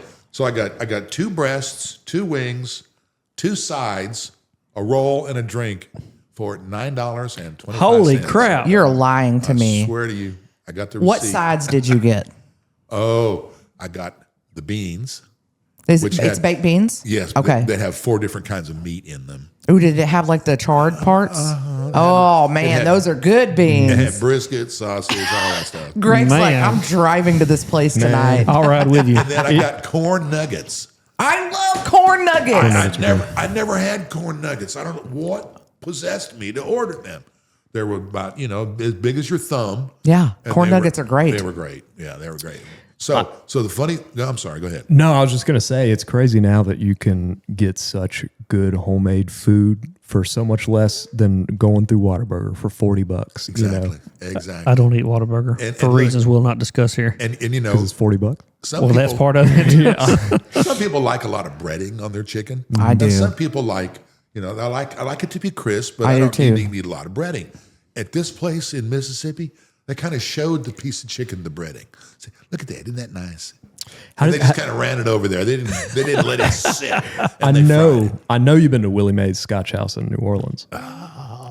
Late night, look, they had a great jukebox. There was a circuit judge, a district judge at the table next to us, and she made a remark about... I thought we were about to hear something unethical. Maybe. She made a remark about who played that music. And I was sitting right next to their table, and I said, I did. I did. I put about $3 worth of quarters into the machine, and I played like 10 songs, and they were all old R&B That's how old Rick standards is. and New Orleans songs. That's it. She, What did she it was take? digging it. She Yeah. was digging it. But yeah, the chicken. Better than Willie Mae's or Yeah. same tier, or what do you think? Oh, yeah. I mean, Willie Mae's got more breading, but Mississippi was cheaper. Did you ever make it to that Magnolia Pit in Shreveport that I told you about? That barbecue joint? No, but I read something else about it the other day. I did read another post about that place. If y'all didn't know, the people that will be listening to this, I know there's like Triple D, diners, dive-ins, and dives, and all that good Yeah. stuff. Rick Barnickel is our very own Guy Fieri. Yes. I mean, he literally, I'm telling you, if I'm going somewhere, I've called you on more than one occasion. Hey, this is where I'm going. Where's a good place to eat? He's going to know. He's going to know where the best food is. I don't know how he gets this information, where he acquires it from. He must have like really good foodie friends. But if I want a good place to eat, Call Rick. I'm calling Rick. Call Rick. I got one more fried chicken story. The year that the Saints drafted the running back from USC. I'm not a football guy. He was the Heisman Trophy winner. Crapola. Jalen? No. Anyway, I'm standing in line at the Jazz Fest in New Orleans, which begins this weekend, and me and this older black fellow are talking, and he's wearing the draft jersey of the player that they just signed. Oh. And we're talking about fried chicken, and we're talking about the Saints, and we're in a long line. We get to the head of the line, and they've run out of chicken. Oh, no. my God. And I looked at him, and we almost hugged each other and cried. I can't believe it, ran out of chicken. Oh my God. True story. I just tell if I had been drinking and that had happened, I would have actually cried. Yeah. And I was in New Orleans one time, and I'm obviously not one of my finer moments, but I'd had way too much to drink. And I got down to the hotel, and I don't even know what time it was. I'm going to be honest. I don't even know what I was wearing, if you want me to be honest with you. I don't even know how I got back to the hotel. So anyway, I called Domino's. And I was just like, I'm hungry. Domino's. Bring me something to eat. I just want some pizza. Where And are they're you? like, I don't "Where you know." at?" Yeah. Well, I'm looking at the papers on the, I'm like, oh, I'm at this hotel, blah, blah, blah. They're like, we don't deliver down there. So it's really close to Bourbon Street after dark because people keep stealing their bicycles. And I'm like, I've got $100 bill. I'll buy you another I'll bicycle. buy you another bicycle. Buddy. Please just bring me the pizza. I'm crying at this point. I was I I'm just want. hungry. I was too drunk to walk anywhere. I was so hungry. I just wanted the pizza. So don't do that, kids. I did that once in Houston. Except I fell asleep before the food got there. Oh, no. It's the only time I ever did that because it was like a travesty. I don't waste food. Well, I How do you stay so thin? Oh, I was 220 pounds at that point. What? Yeah. I can't Yeah, but picture he's him. 6.5 feet tall, so that ain't. That sounded bitter. I am bitter. I hate to tell you, I'm 5'10". Well, you're still like 5 inches taller than me. I was gonna say that's 6'6" from where Brandon's standing. That's exactly right. You talk about the delivery. My child said to me one year, I said, "What do you want for Christmas?" She was an adult. She goes, "We've never gone to a Saints game together." Oh. And I bailed on our mutual friend, and Yeah. I said, "Can I get some tickets?" And he said, "Sure." Charged me face value. Of course he did. He did. And so I said, "Who you bringing?" And she goes, "I'm going to bring Mom." And I went, "So I'm going to a Saints game with my wife And your ex-wife. and my ex-wife and my child." Man, that's fatherly love. Yeah, baby. I'm so proud of you, Rick. So it was the weekend before Christmas, and my anniversary is the 24th. So we were in New Orleans, and the game was over, and my ex was gone, my wife was still with me, and my kid was gone. And we called up it's hard finding some place that delivers in New Orleans on Christmas Eve. Okay, there's places open. I didn't know where to go look for them, and I wasn't going to go. So we called the place called it was French Made. And That sounds sketchy. ordered a Greek salad, some pizza, They some had wings. something going on in the back we didn't know you ought about. to seen who brought the food. She was in the skimpiest little French maid's Oh, outfit. I Lord went, have mercy. I bet you hated every minute of that. What was the address? It was at the. So I know not to go there. Yeah. You know, right next to the Superdome, they have the Hyatt, the big hotel right next to the Dome. There's a little place next to the Hyatt called the Hyatt House. It's like a spillover hotel. And that's where we were. It was kind of an eclectic little joint. But when she walked in the room, I went, "Oh, food." Yeah. It's like, what did I order? Yeah, I don't do a lot of dashing. Well, yeah, when I'm on the road, we're fond of grabbing stuff on the road, you know. But DoorDash and all those delivery services, I'm just we found a place that delivered homemade pizza at like 3 a.m. in New Orleans once. That was pretty cool. I mean, it wasn't a chain place. Yeah. It was a legit mom and pop place that delivered. Their own driver delivered at 3 a.m. I was like, Yeah, we that's the good stuff. We had been to see a concert at the Sanger, and we were partying, and we got back to the little Airbnb, and I said, I'm starving. I don't party in New Orleans anymore. I'll still go to New Orleans. I'm just out. Don't drink 2 hand grenades. That's the moral of that story. If you party in Good New Orleans advice. and stay on the streets in New Orleans, you are asking for trouble. That's precisely correct. That bar called French 75 just ruined the whole drink for me one New Year's Eve. Which is a wonderful drink. It is a wonderful drink. Wonderful drink. I get nauseous just looking at them now. It's like rocket fuel. Yeah, it was. I have a story about about a hotel in Houston and French 75s. Oh, yes. So, you know what blew my mind about New Orleans? Because the very first trip I ever made, I was going down to the House of Blues to see Zakk Wylde. And it blew my mind because I'd never been to New Orleans before. So I'm like, hey, I'm going to go down Bourbon Street, which, by the way, is not the best part of New Orleans. It's arguably not even on the list. Shot. Yeah, it's not even on the list. But that's all I'd ever heard about, you know? Right. So I go down Bourbon Street. There's people, okay, first of all, half naked, soliciting something Stuff. I'm pretty sure that's Stuff. illegal. We'll just say stuff. And then there's people walking at the same time down Bourbon Street with their children in strollers. I'm just like, what? Yeah. What vortex did I enter? This past August, we took my youngest daughter and my youngest stepdaughter down there for her birthday. She wanted to go to the zoo and the aquarium and this, that, and other. So we got a hotel and took both of them down there. When we get down there, we stayed at the Andrew Jackson there on Royal Street. But Royal Street was tore up. They was replacing the gas line, so we had to park around the corner and walk. I got them girls out of the truck. I told them, I said, look, where we're at is like no other place in the world. Yeah. You're going to see God knows what. Do not stare at these people. Do not talk to these people. Keep your eyes where we're walking and keep your mouth shut. That's and exactly sure right. enough, son, there was some right. stuff. It Yeah, is I've truly- seen a lot of private parts in New Orleans. Yes. My first, Against my will. What? my first time in New Orleans, I was a freshman in college, and I hitchhiked from Natchitoches with a friend to New Orleans. You hitchhiked? We hitchhiked. My God, the 70s were wild. To go to Mardi Gras. We didn't have any other way to get there. We got picked up outside of Alexandria. This is how horror movies start now. That's right. We got picked up outside of Alexandria by an old man in a brown Cadillac. And in the back seat of the Cadillac, he had 5 tuxedos. Was it John Wayne Gacy? Lord. And we asked him, and he had a cane that had a sword in it. No, Oh, sir. Lord. And he was No going, red flags?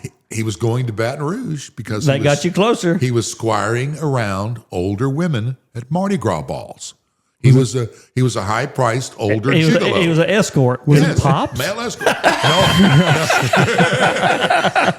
No. Sorry, Pops. That's a compliment. Pops was young and doing his thing back then. This guy was old. This guy was old man. Jessica's about to pass. He dropped us. He dropped us in Baton Rouge, and we got to New Orleans. we had no place to stay. He does. We had no place to stay. He didn't we say didn't know anything anybody. about sequins. And it was just a bad trip. My first Mardi Gras, my first trip to New Orleans, I swore that I would never come back here. And I heard somebody yell my name on the corner of St. Charles and Canal Street during a break in a parade. And it was somebody from a fraternity at Northwestern that knew me. And they took pity on me and my buddy. And we spent that night in Chalmette on a shag carpet, eating smoked turkey, drinking Bud Light, and going, Mardi Gras, baby, yeah, baby. Wait, was my dad with you? I swear he's told the same story. I met him a couple years later. No. So it definitely wasn't your dad. He didn't own a brown Cadillac by any chance, did he? I swear I'm not making any of that up. And the ride home was equally strange. Who did you ride home with? With the guy that I hitchhiked with. No lie. How did y'all link back up with him? No, I mean the guy that I hitchhiked with. We were together. Oh, not the pimp. We just got out of the interstate and thumbed it. Okay, so not the pimp. Okay, that's what I thought we were talking about. He Okay. dropped us off in Baton Rouge. He went and did his thing. Okay, so who did you hitchhike back with? Well, we got pulled over in Colfax by 3 guys with a gun, and they wanted us to help them rob a liquor store. Oh, I thought whoa. it was the cops. No, It could have been. We told them no. It could have been. Yeah, We're that's not doing that. And they told us to get out of the car, and we spent that night in a ditch outside of Colfax. Really? And then the next day, a guy in a Jaguar picked us up. This is wanting to get to Mardi Gras really bad. Real bad. The Celebration of Life Rock Festival. Did y'all ever hear of that? That was the only rock festival in Louisiana. The Celebration of Life. It was on the banks of the Atchafalaya River outside of Simmsport in 1969. So did the Jaguar guy bring you all the way back? No. That was Mardi Gras in 1970. Wait, what year were you born? 52. Okay. I was a high school student at the Celebration of Life. We hitchhiked, told my parents we were going fishing at Lake Bistineau, and packed fishing gear, and then we hitchhiked. This is Okay, this I'm is- like these stories sound so familiar to everything my dad's telling me. Yeah, Dad's 54. So. yeah. We hitchhiked. It was great fun, and we got to the Celebration of Life, and No Life 360. It was a No. It was a. We knew that we would have a hard time getting back, so we very cleverly bought extra packs of cigarettes and a couple of half pints of liquor. And on the side of the road, when the festival was over, Mark stood with a pack of cigarettes, and I stood with a little bottle of Advertising. booze like this. We got a ride in a Volkswagen Buzz. Hold on. It wasn't illegal to drink and drive back then. No, I mean You'd still be just as we dead, weren't though. driving. Doesn't matter. But we it had wasn't cigarettes. illegal. That's right. Well, the state police had rounded up all of the marijuana that they could find the day that the festival was over, and they were burning it in a big giant pile, and all the freaks were So dancing around. that was a good day there. All Then. the freaks were dancing around, and I was like, "We just need to get the hell out of here. We just need to get on the road. Simsport's a long way from Shreveport." Let me call Tuxedo Guy. Where's that pimp at? Well, Rick, we've appreciated you having you on here. I have one more question. Okay, go ahead. I have one more question. So you've been involved in Mayfest from day one, and you've seen lots of people come and go. Who would you like to see come? Ooh, that's a good question, Brandon. Well, I'm kind of like Josh Love. I'm a self-proclaimed music geek, and I have a lot of musical influences and people I'd still like to see on my bucket list. If I had to pick one, Stevie Wonder. Oh yeah. Well, So, fun story, Rick. I got to see Stevie Wonder. Did you? did he see you? No. So, Sorry. My mom- He's that one guy. yeah. I mean, I didn't get to see him like a whole concert, but my mom used to be security at the casino. So every now and then I would get to peek in and see people, and he was one of them. Little Richard was one of them. And probably the coolest person I ever saw, and that was the most epic night. I went to a Brad Paisley concert in Lafayette.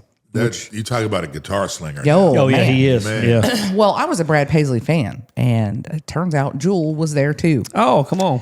And then we it just so happened BB King comes out.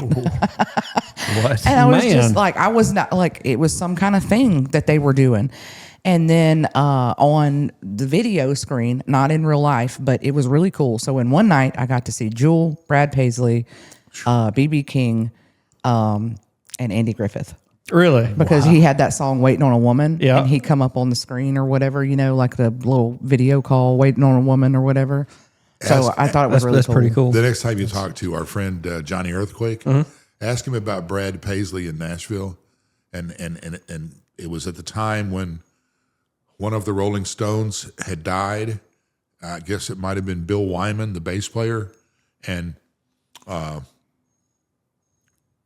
Paisley was part of not a fundraiser, but a tribute that was taking place at a small club in Nashville. And one of Johnny's good buddies has a wife that's an entertainment attorney, and she was going to the show because she had tickets, but tickets were scarcer than hen's teeth. So they tried to bluff their way in, and that didn't happen. And then on the way out, they ran into Brad Paisley, and they knew Brad Paisley, and they're like, hey, you know, It didn't work that they knew Brad Paisley either. It didn't work. Wow, that's So they ended up sitting in the bar drinking while that guy's wife, the attorney, heard Brad Paisley do that. And then, of course, a limo pulled up and there was Keith Richard and Mick Jagger, you know. But that's his Brad Paisley. Yeah. Just missed it. It was an epic concert. Probably the Nuge was the coolest concert I ever got to go to. Oh, man, I've been to some concerts. He was The Allman Brothers, The Allman Nuge. Brothers, and the Motor City Madman. He came out and he was like, tomorrow's opening day. Ted Nugent. Yeah. He was like, tomorrow's opening day at Dove season. Mind you, the people I was with had just gone to federal court for some Dove charges. And he was like, Wait, what? yeah. So Ted Nugent is a huge Outdoors enthusiast. Loves to hunt. And I was with two people that had literally just gotten in big trouble. It was federal migratory game bird violations That's are all no federal. jokes. You have never been more country than this episode. I've got to tell you. First it's well, yeah, he was a championship bull rider. And then it's now they're going to court with for a couple doves. people who are on federal dove hunting charges. So I had a prior life. But yeah, No. he comes out and he's like, tomorrow's opening day of dove season. Take your plugs out. Tell them Uncle Ted said so. And I looked at both of them. I was like, don't do that. Don't do that. Disclaimer: do not take the plugs out of your shotgun. You get a Dick Cheney That's surprise. that's a $750 fine. Ask me how I know. See, my father was shot deer hunting when he was a senior in high school, and I'm not comfortable around guns. He had top secret security clearance. He carried a .45 on his side in the Air Force at work, but we didn't have a gun in the house. My daddy defended his house with a Louisville Slugger. Go ahead, son. Next to his bed. He was in the Air Force and it was a baseball bat? Yeah, The door was locked for your protection. That's right. But we never had any guns. I mean, I'm so not knowing anything about guns. And then one year, it was like what's the equivalent of Ducks Unlimited for gun owners? They had a big NRA had a big thing, and I got to host it. The state police hooked me up with that, and I'm like, dude, I don't know anything about guns. But I bet you went in there and pretended to be a really good gun enthusiast. And they sold a lot of guns, and I took a couple chances on some guns. I did own one gun in my life, and that was a 12 gauge Remington shotgun that I won from the Kiwanis Club of Vernon. I was a recruiter for the National Rifle Association for a while. And do they still have the NRA banquets here? They had a gun that night that I've never seen, and I hope to God I never have it used on me. It was a 12 gauge shotgun that had a cylinder. As fast as you pull the trigger. Yeah. It was you fired 12 gauge shells. I was like, oh. I know there's some money spent on them banquets in the years that I was going to them. They had a wall of guns. The wall of guns is what that's called. And if you and they were at the end of the night, they wanted to make more money. They were dealing. They were dealing on those guns, and you could buy a ticket for that wall of guns. And if you won, you pick anything up. Anything you want. Wait, so are you still averse to guns, or are you you're cool with them now? I don't mind. I just don't have any guns. I mean, I sold that shotgun to my. I had a teenage daughter once. I was like, put the guns up before. If I had a gun, I'd probably shoot myself. I was like, wait, is my gun on my desk over there? So you just didn't grow up around gun safety at all? Okay. I went on a crow hunt one time. That was great fun. I swear to you, this is a true story. I'm lying, I'm flying. There's a swing set outside where I grew up, farmhouse. You know, there's a whole house full of adults inside. And there's like 5 or 6 of us grandkids outside. I don't know how old I was. But Is this a shotgun story? yeah. There was huge pine tree outside. And I hear something like, pop, pop, pop, pop, like it's coming, falling out of the tree. Could be a pine cone, could be a squirrel. God only knows what it is. Timber rattler. So I jump off the swing, go straight in the house, load the gun. I'm like 8. They're like, what are you doing? I was like, snake. Nobody stops me. I'll just go outside and kill the snake. You know, that's literally, it was normal growing up stuff. You know, like that was how it was. But we were taught from a very early age, this will kill you. You know, like this is This will take your life. This will take somebody else's life. This is not a toy. Do not. And trust me, they would beat you with the butt of that gun. Yes, they would. If you didn't follow the rules. That's it. Well, I don't know. You remember- I didn't get that one, but Yeah. Well, I mean, it's damn, not. Jessica.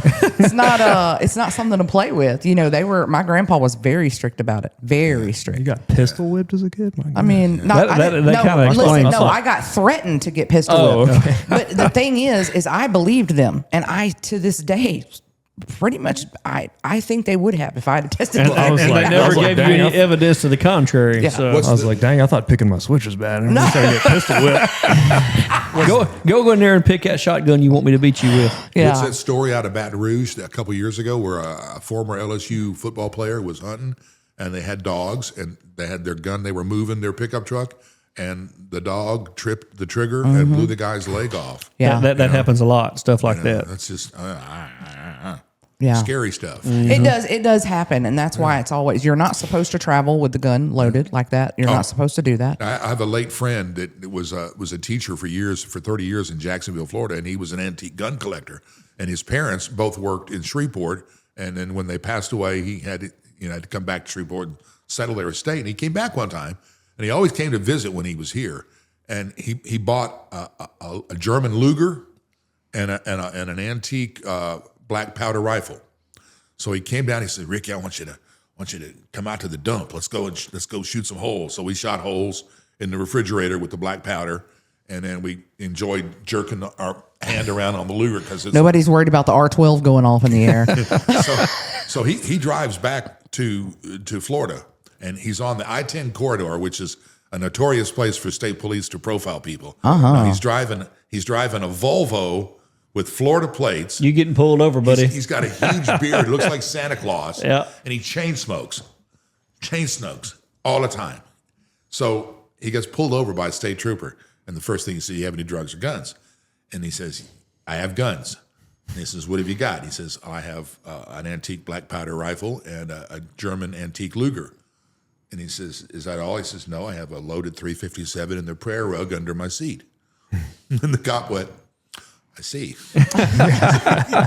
you're legit, you know. Yeah. You're legit." He had paperwork on everything, but if you were to see him, you would know that he's transporting massive amounts of drugs. Yeah. Oh yeah. You see those people, and then they shock you. It's like, wow, Yeah. okay, I would have definitely thought you were a drug lord. Yeah. I completely understand that. I can't believe. I guess I can. If you were in the Air Force, it was just not a thing. And look, we were stationed. My dad was in Strategic Air Command, and those were the nuke people of the Air Force. So we got put in really out of the way places. Okay, we live. I mean, you don't need guns if you got nukes. There's nobody out there to shoot you. I'm just There's nobody. I mean, when we lived in Loring Air Force Base in Maine, I mean, there were nothing but potatoes and blueberries.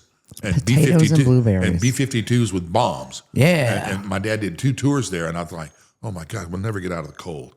And then he got sent to the Upper Peninsula of Michigan, Oh, and that in a place got worse. a place called Kinchelo, and they had B-52s and they had bombers up there. We were like 25 miles from the Canadian border, in the middle of nowhere.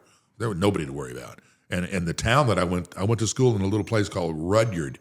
There's a K through 12 school. And down the street, our arch rivals were called Kipling.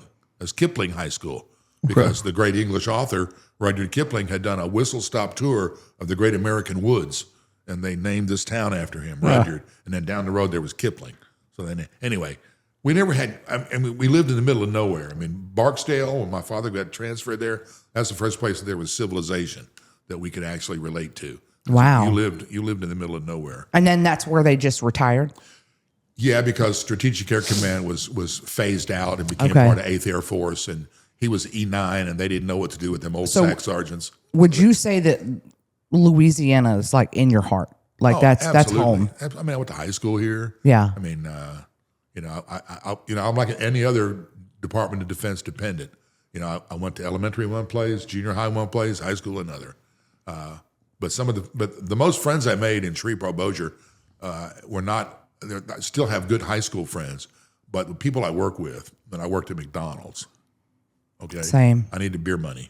Yeah. And I had a car. I had a car my junior year that I bought and paid for myself. but I thought I was hot stuff. So you hitchhiked before then? Yes. So you were like 15? Well, let's see, it was my junior year in high school, and I bought my car after we hitchhiked. He was actually 9. Yeah. I bought my car because I got So tired. you were hitchhiking to New Mardi Orleans. Gras Yeah. to New Orleans when you were like 15 years old. When I was 16. Oh my God. Yeah, it was great fun. I freak out if Paisley's going to Walmart. Speaks like my oldest girls are 16. I hope they don't hear this. They could make a movie of our trip to Mardi Gras because the first night we were there, we had no place to stay. Yeah, you they- rode with a random stranger that had a sword and a cane. And tuxedos. pimp. And Big Daddy Pimp. But we That was the beginning of child trafficking. we saw people standing in line to spend the night in a house, and we paid $1 to get an old army blanket, a woolen army blanket, and sleep on the floor. And in the morning, the NOPD was there poking us with nightsticks and wanting to know what the hell those hippies were doing hanging out in this abandoned building. And most of us didn't have our blankets anymore. They took them off of us while we slept and took our money on haul butt. Oh my God. Yeah, so it was depressing. And then I tried to catch glass beads when I was drunk, and I couldn't. I missed them. At 16? Yeah, and they shattered. Okay. They shattered a lens. I just want to make sure. Baby, we were buying beer at 16 at Peter's Liquor Store in Bossier City. Okay, We need to Okay. just stop complaining. I mean, really. we're We're pampered. yeah. I mean, what do no, we even I- talk about on this podcast? Like, we just need to grow up. Honestly, we just need to grow up. Rick hitchhiked from To New Orleans. Simmsport to New Orleans at 16. No, Shreveport to New Orleans. Yeah, and Natchitoches to New Orleans. Shreveport to Simmsport. yeah, and lived to tell the partied story at Mardi Gras, slept on the street. in a ditch. In a In a ditch. condemned building. Got hit up to rob a liquor store. I've got equally crazy stories from my dad that I cannot repeat. Do not have permission. Yeah. Oh, we're gonna have to get him on here. We're gonna have to that get would him be on fun. here. Yeah, that would be You know, fun. But Yeah, hey, yeah. go to Mardi Gras, have fun. If you know somebody, it's always better. Keep your drink covered. And Jazz Fest, Yeah. if you're going to go and you don't like crowds, don't go. Yeah. See, the Jazz Fest is unbelievable. We went the year after Katrina, and we were so dirty when we came in because all the water, the fairgrounds had been flooded with salt water, and it was horrible. And you could write your name in the dirt on your leg. That's how Listen, dirty it when was. you're in those parts, I don't say this to scare people. Buddy system, take somebody with you. And wear shoes. Wear shoes. Closed toe shoes. Keep your drinks covered, all of those things. I mean, there's signs out there that tell you that. So don't be dumb. Do what they say. You know, don't go to random bars that you don't lose your friends. You know, just And don't go down out like just a few hundred feet off the main streets. Don't go wander down the streets. Yeah. New Orleans is a murder capital. Don't try to piss in Pirate Alley, okay? Because they're waiting on you. yeah, that's correct. And you can because it's kind of cool, but it's also kind of freaky. There's something, Marie Laveau's house or something on Bourbon. Freaked me out real bad. I'm The still voodoo traumatized. house, Yeah, yeah, I'm the still voodoo. I've been in there. traumatized. They've got a shrine set up to her in there. Son, yeah. I walked in. I was like, "Oh, I want to go see what's in here." And I walked in. It's there, I was kinda like, creepy. "Oh, I want to Have leave." have you ever done a Réveillon dinner in New Orleans around the holidays? I've only been to New Orleans twice. Okay, well, they do a thing. All the big the restaurants do. They call a Réveillon dinner, and it'll either be 3 or 5 courses, and it'll be the restaurant's choice of food, and it's always at a really good discount. And it's the best restaurants in the city. So we ate at a really nice French restaurant, 5-course meal one night. It was Christmas Eve, and my wife, who is not a Catholic, said, "Let's go to midnight mass at the cathedral." And I went. I bet that was really pretty. I though. said, okay, let's do it. So we parked right by the Café Du Monde because it was midnight on Christmas Eve. There was plenty of parking. And I said, we walked across the square, people streaming into the cathedral. And she goes, I have to go to the bathroom. And I said, there are no bathrooms in the cathedral. She goes, why not? Because it was built in the 17th century, for God's sake. This was your idea. You didn't research it. So we found a woman that had a little I'm a helper badge on. And we asked her, she said, oh, the nearest bathroom would be down the hall, in between the cathedral, and then there's a bar on the other side. Nope. We never made it to mass. Sorry. Yeah. We fell into the bar. Oh, you That was all, did. that was I all thought she you were saying wrote. it was Huh? haunted. I was going to say, I was listen, waiting for a he chilling ghost definitely story. went to the bar. He hitchhiked at 16 from Shreveport to Mardi Gras. So Yeah, he went to the bar. he's no fear. He's like, listen, I'm too old to be kidnapped at this point. Nobody wants me. The aliens have had their way with me. Rick, I have enjoyed you being here so much. It has been fun. you. Yeah. I can't It has wait. been fun. I'm gonna have you on again. So just be ready for it. We'll talk. We can talk trash anytime. Yeah, I'm be ready for it. We're gonna talk about some of your sports days when sports, because he's also a sportscaster. So he was. And you reminded me when you talked about the snake. Get our friend Chaston. I need to get Chaston on it. Well, you know, Mr. he's Big ESPN Stuff. now. Mr. Big Stuff. Like, I mean, Yeah. I know. I hope you know. I hope he's listening to this. I know he's not, but you know, he can. You can take credit for Chaston. Yeah. Because Chaston was a young kid. I helped when create the monster. Yeah, when he came and gave Rick some, probably growing pains at some point, and was like, "Hey, this is what I want to do, and I want to do big things," and he really is doing it. He's on ESPN. Yeah. He's calling basketball for McNeese. Couldn't be prouder Doing of great. him. So Yeah, I mean, absolutely. he was. I knew when I started at the radio station that Chaston was bigger than here. But one year, we had to go to South Louisiana to a private school.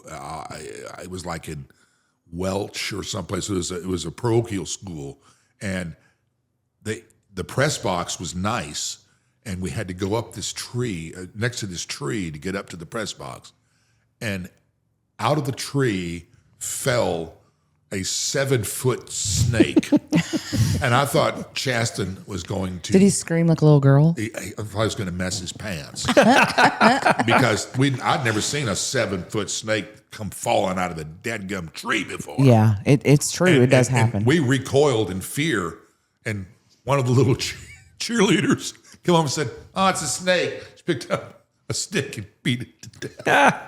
Wow, I'm gonna have to okay. rub that in Chaston's face. Be like, Yeah. hey, I heard a cheerleader about- saved you from a snake. Exactly. Me too. He's gonna be like, shut up, Jessica. I got nothing for snakes.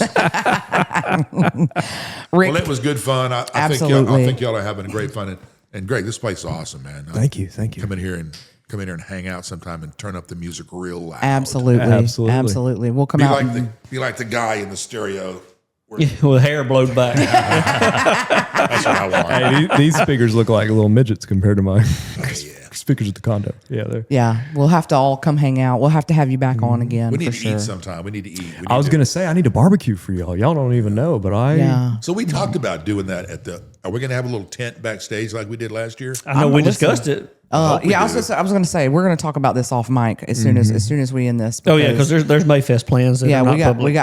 Mayfest plans. So anyway, y'all head out to Mayfest May 1st and the 2nd. It's free, 100% free. 100% free. Plenty of parking. Plenty of parking, plenty of food, and improvements are being made every year. And make year. sure, no matter what crap you talk on Facebook about your police bureau, please thank them. Yeah. When you see them at Mayfest, Because if you think it takes nothing to put this on, You're wrong. it's a big Sadly. deal. We're already talking about next year. Yeah. That's correct. And So- it was a big commitment for people to do, even when it wasn't the police jury and Yeah. it was the tourism, huge undertaking. So thank your board members, the Mayfest board, all the people that work for Mayfest. Just make sure you thank all of them because it's a big deal. And if you see us backstage Friday and Saturday, holler at us. Yeah. And Or then, don't. they don't. They didn't Yeah. like it that year that Doug pounded holes into the middle of 3rd Street downtown to stanchion his tents. They didn't like that much. Yeah, they get No, bent I out of shape don't. over I that. don't blame them there. So, all right. Well, we will catch you on the next episode of Locally Hated. Y'all take care. See you at Mayfest. Am I now locally hated? You are now locally You are hated, locally Rick. hated officially.